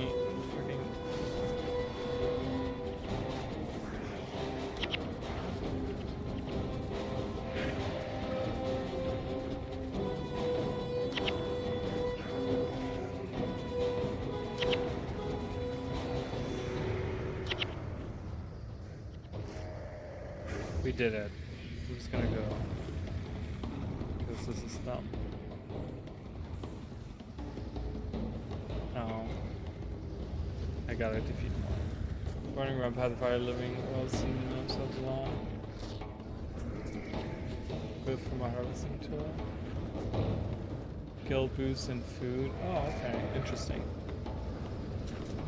Yeah, season 4 I've realized is like really good to get karma just because of the little karma drops that you can get from it.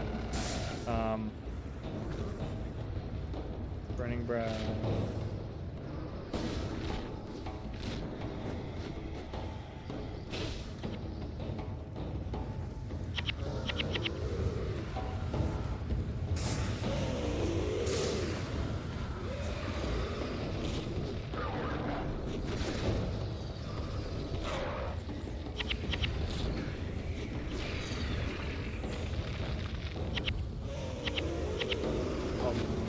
Jesus.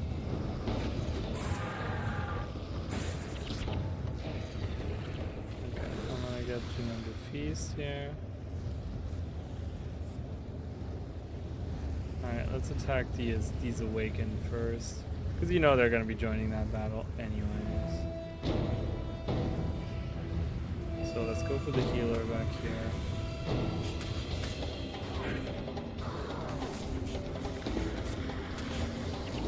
Oh, he died.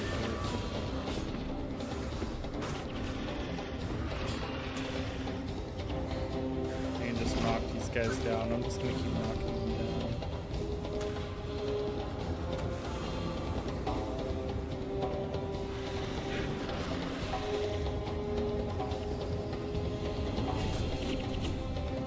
Just keeping you knocked down. He's not moving, that acolyte. I'm keeping him knocked down.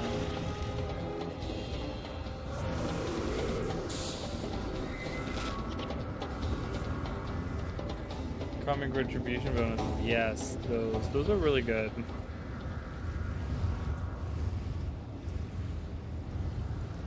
Oh god, another fucking worm.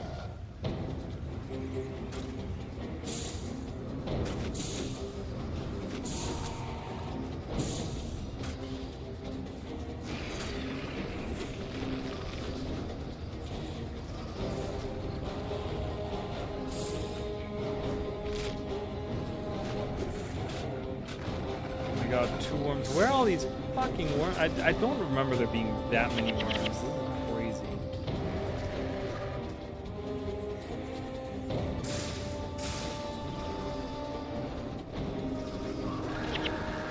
One's dead.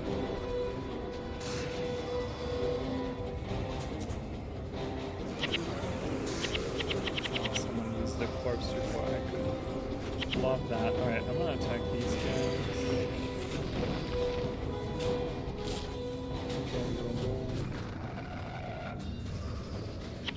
That kind of switch back and forth as the recharge comes back. Oh yeah.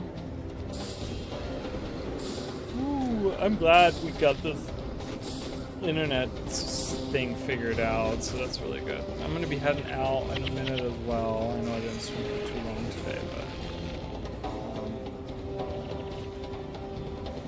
yeah, I'm just really tired today. I don't know why.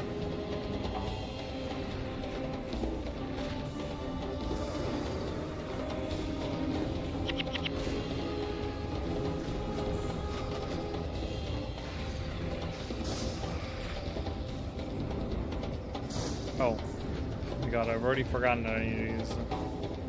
Orange.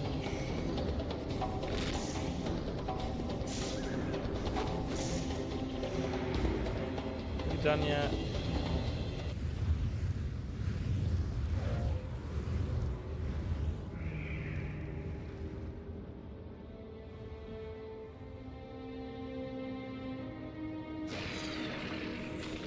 Okay, here we have to hit that over there. Karmic retribution. I'll just keep rereading it. I'm gonna look at it.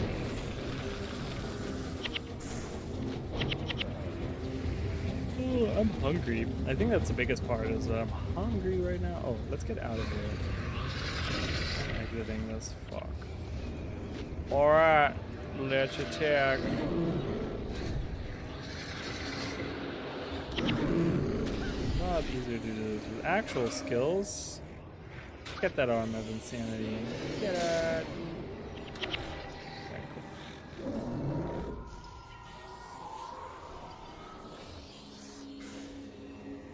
Solitary Colossus. I think I can just attack it, right? Can I? No, I think they wanted me to use conditions work on it, so that'll be fun. Boom. Yay! Alright, so now I gotta move around. I think, right? Do I have to move around to get up there? Yeah.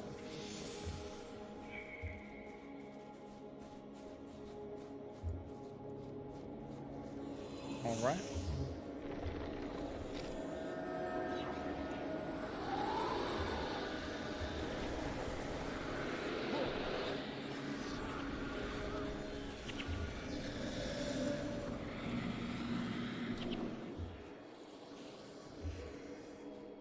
Here we go.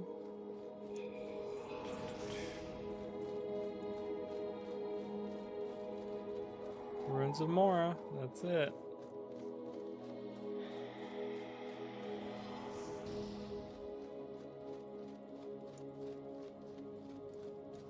Oh.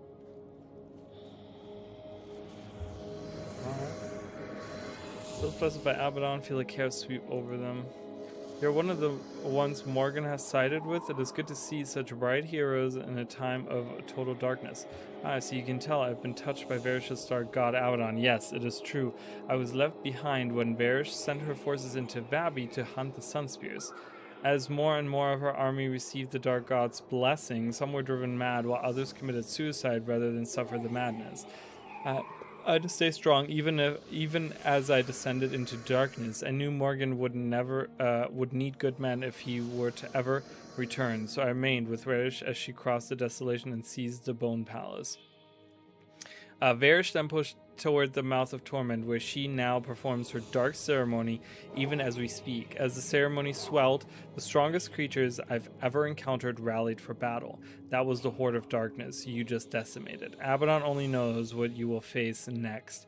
I was left in charge of Varish's final line of defense, but as you can see, I'm at Morgan's service, not hers. What would you have of me? Okay, so we're ready. Well, I'll do that final mission here. Is this the final mission? If this is the final mission, I'll do this mission real quick. But yeah, I'm pretty sure. I'll do this mission to go into the realm of torment. Varish's mentor Kayat spoke of it.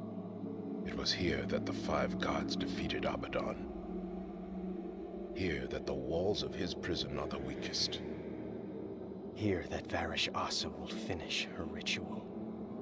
She will turn the world into torment and unleash Abaddon into that world. Are you up for this? Yes. No. I just remember Varish as she was. She did so much for Corna. She was a good leader. She has been touched by Abaddon. We have all been touched by Abaddon. Uh-oh. Entire Call world. HR. We've been We touched must by stop it Abaddon. When the time comes, you have to strike. I know. But I will strike her down, only because I remember what she was. I will redeem her memory. That will be good enough.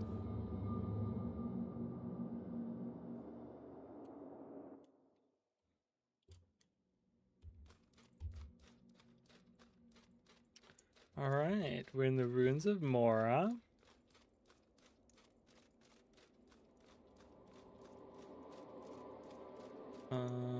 Please take this from the things. Morgan and I were close friends, even though his father was a high-ranking noble and mine just a simple guard captain. We both worship Lissa and grew up viewing the world in much the same way. He and I have seen more than our share of dire situations and have saved each other's lives more times than either of us cared to remember. I would follow him into the depths of the realm of torment if he so commanded. It is a shame Varish and Baal could not inspire that loyalty. Alright, let's see if we can defeat Varish.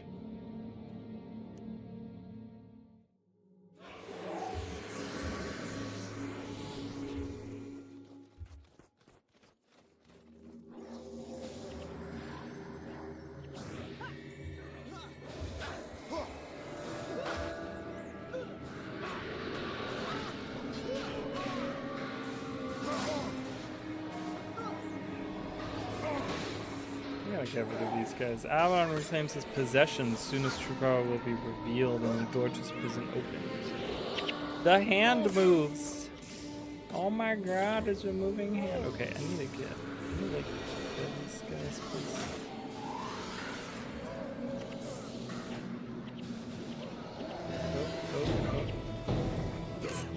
What's going on? Why are we not killing this guy? All eyes are on him.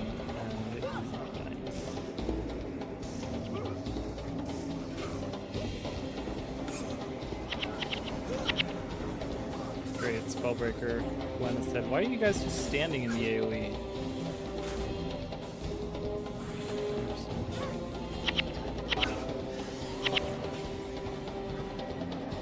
Alright, so we killed these guys.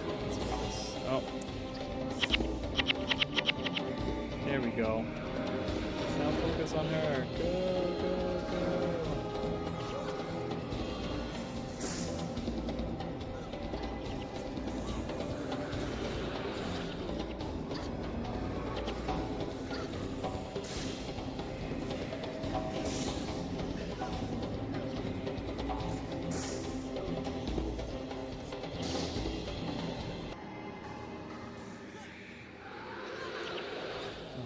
She comes back.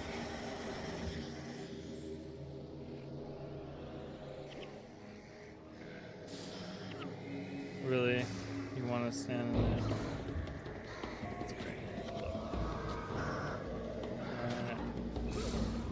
I've returned. Abaddon's sword has been drawn, and he sends me back to you with tokens of his renewed power.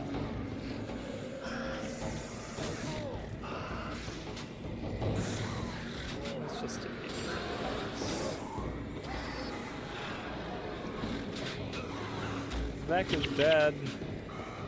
Someone get him back up. No, I'm dead.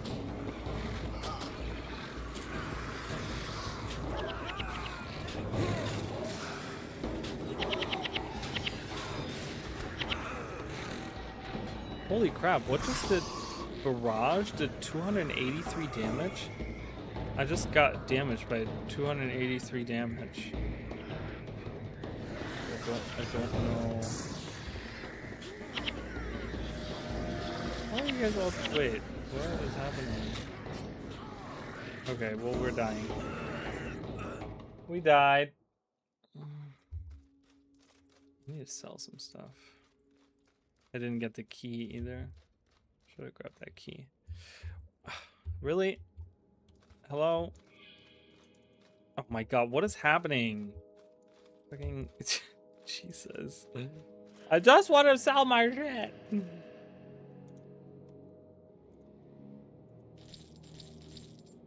The ritualist?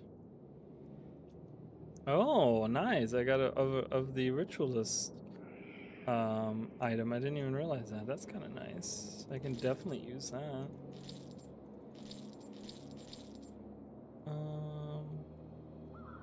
Earth magic. Actually, I kind of need that because I have a. Don't I have an earth elementalist that I was working on? No, that's lame. Oh, I don't have that identified. That's lame. Okay. I don't know what actually killed me there. That was kind of weird. I was gonna try it again. And actually stay in the corner. I think staying in the corner is probably the best idea. And just kind of have them come towards us instead of having them come from all sides towards us. So we're gonna try that again. Does she actually come up here to me? Or can I lure her? Because I think there's a point where... Yeah. Come on, little Varish. You know you want it. Attack! She fell right for our trap. Go, go, go, go, go.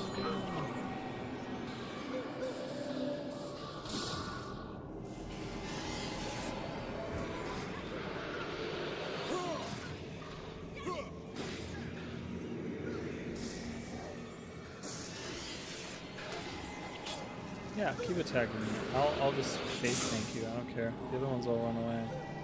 You run away. You're weak, Varish. You're weak.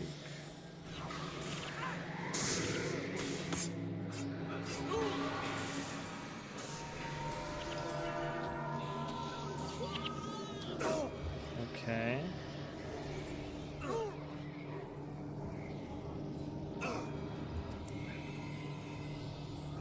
Further back, we're like in the area there. Is that still hurting me? I think it's still... Can we go further back? But we can't.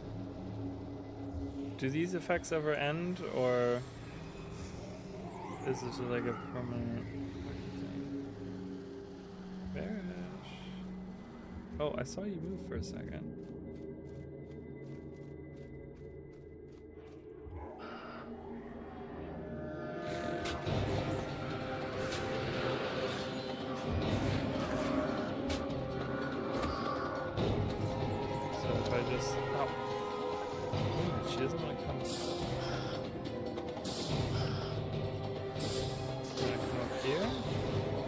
She wants to come here.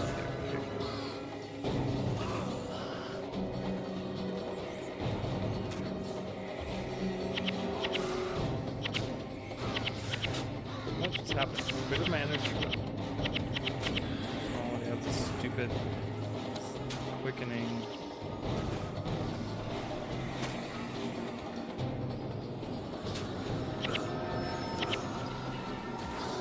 And I keep getting interrupted.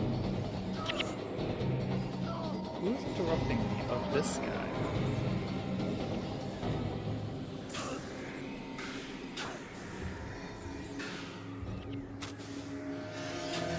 Get him. I get this guy. Clerics are healing her, but they're not doing a very good job.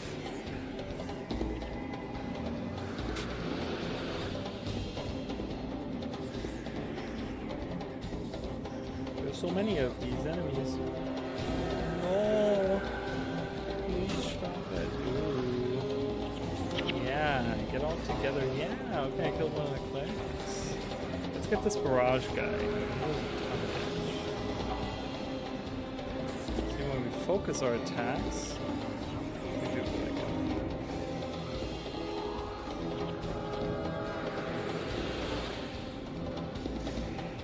Where are you going, Varish? Really? I mean, why are you going all the way back down?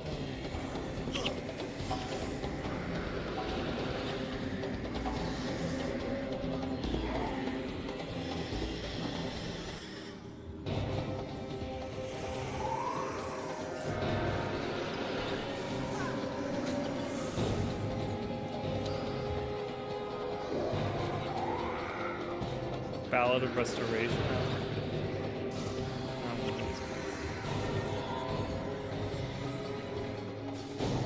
Can you, Morgan? What are you doing all the way over there? Like, literally, just. Shit, dude.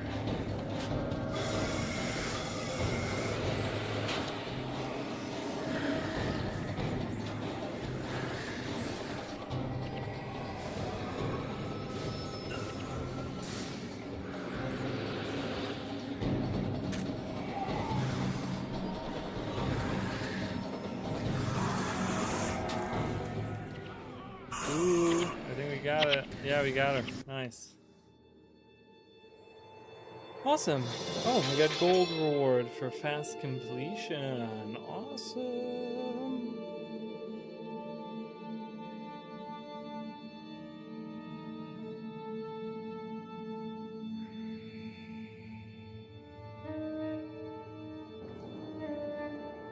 I am sorry, Varish, both for you and for Ilona. What now, Morgan? We stopped the ritual. Does it end with Varish's death? I don't know. Each part of the ritual at Gandhara, at the Temple of Lissa, and now here, was to weaken the walls of Abaddon's prison.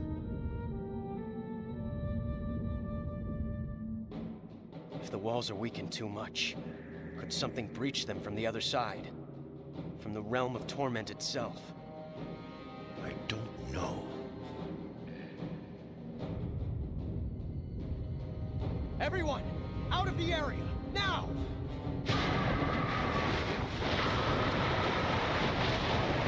Oh my god, we're getting taken to the realm of torment.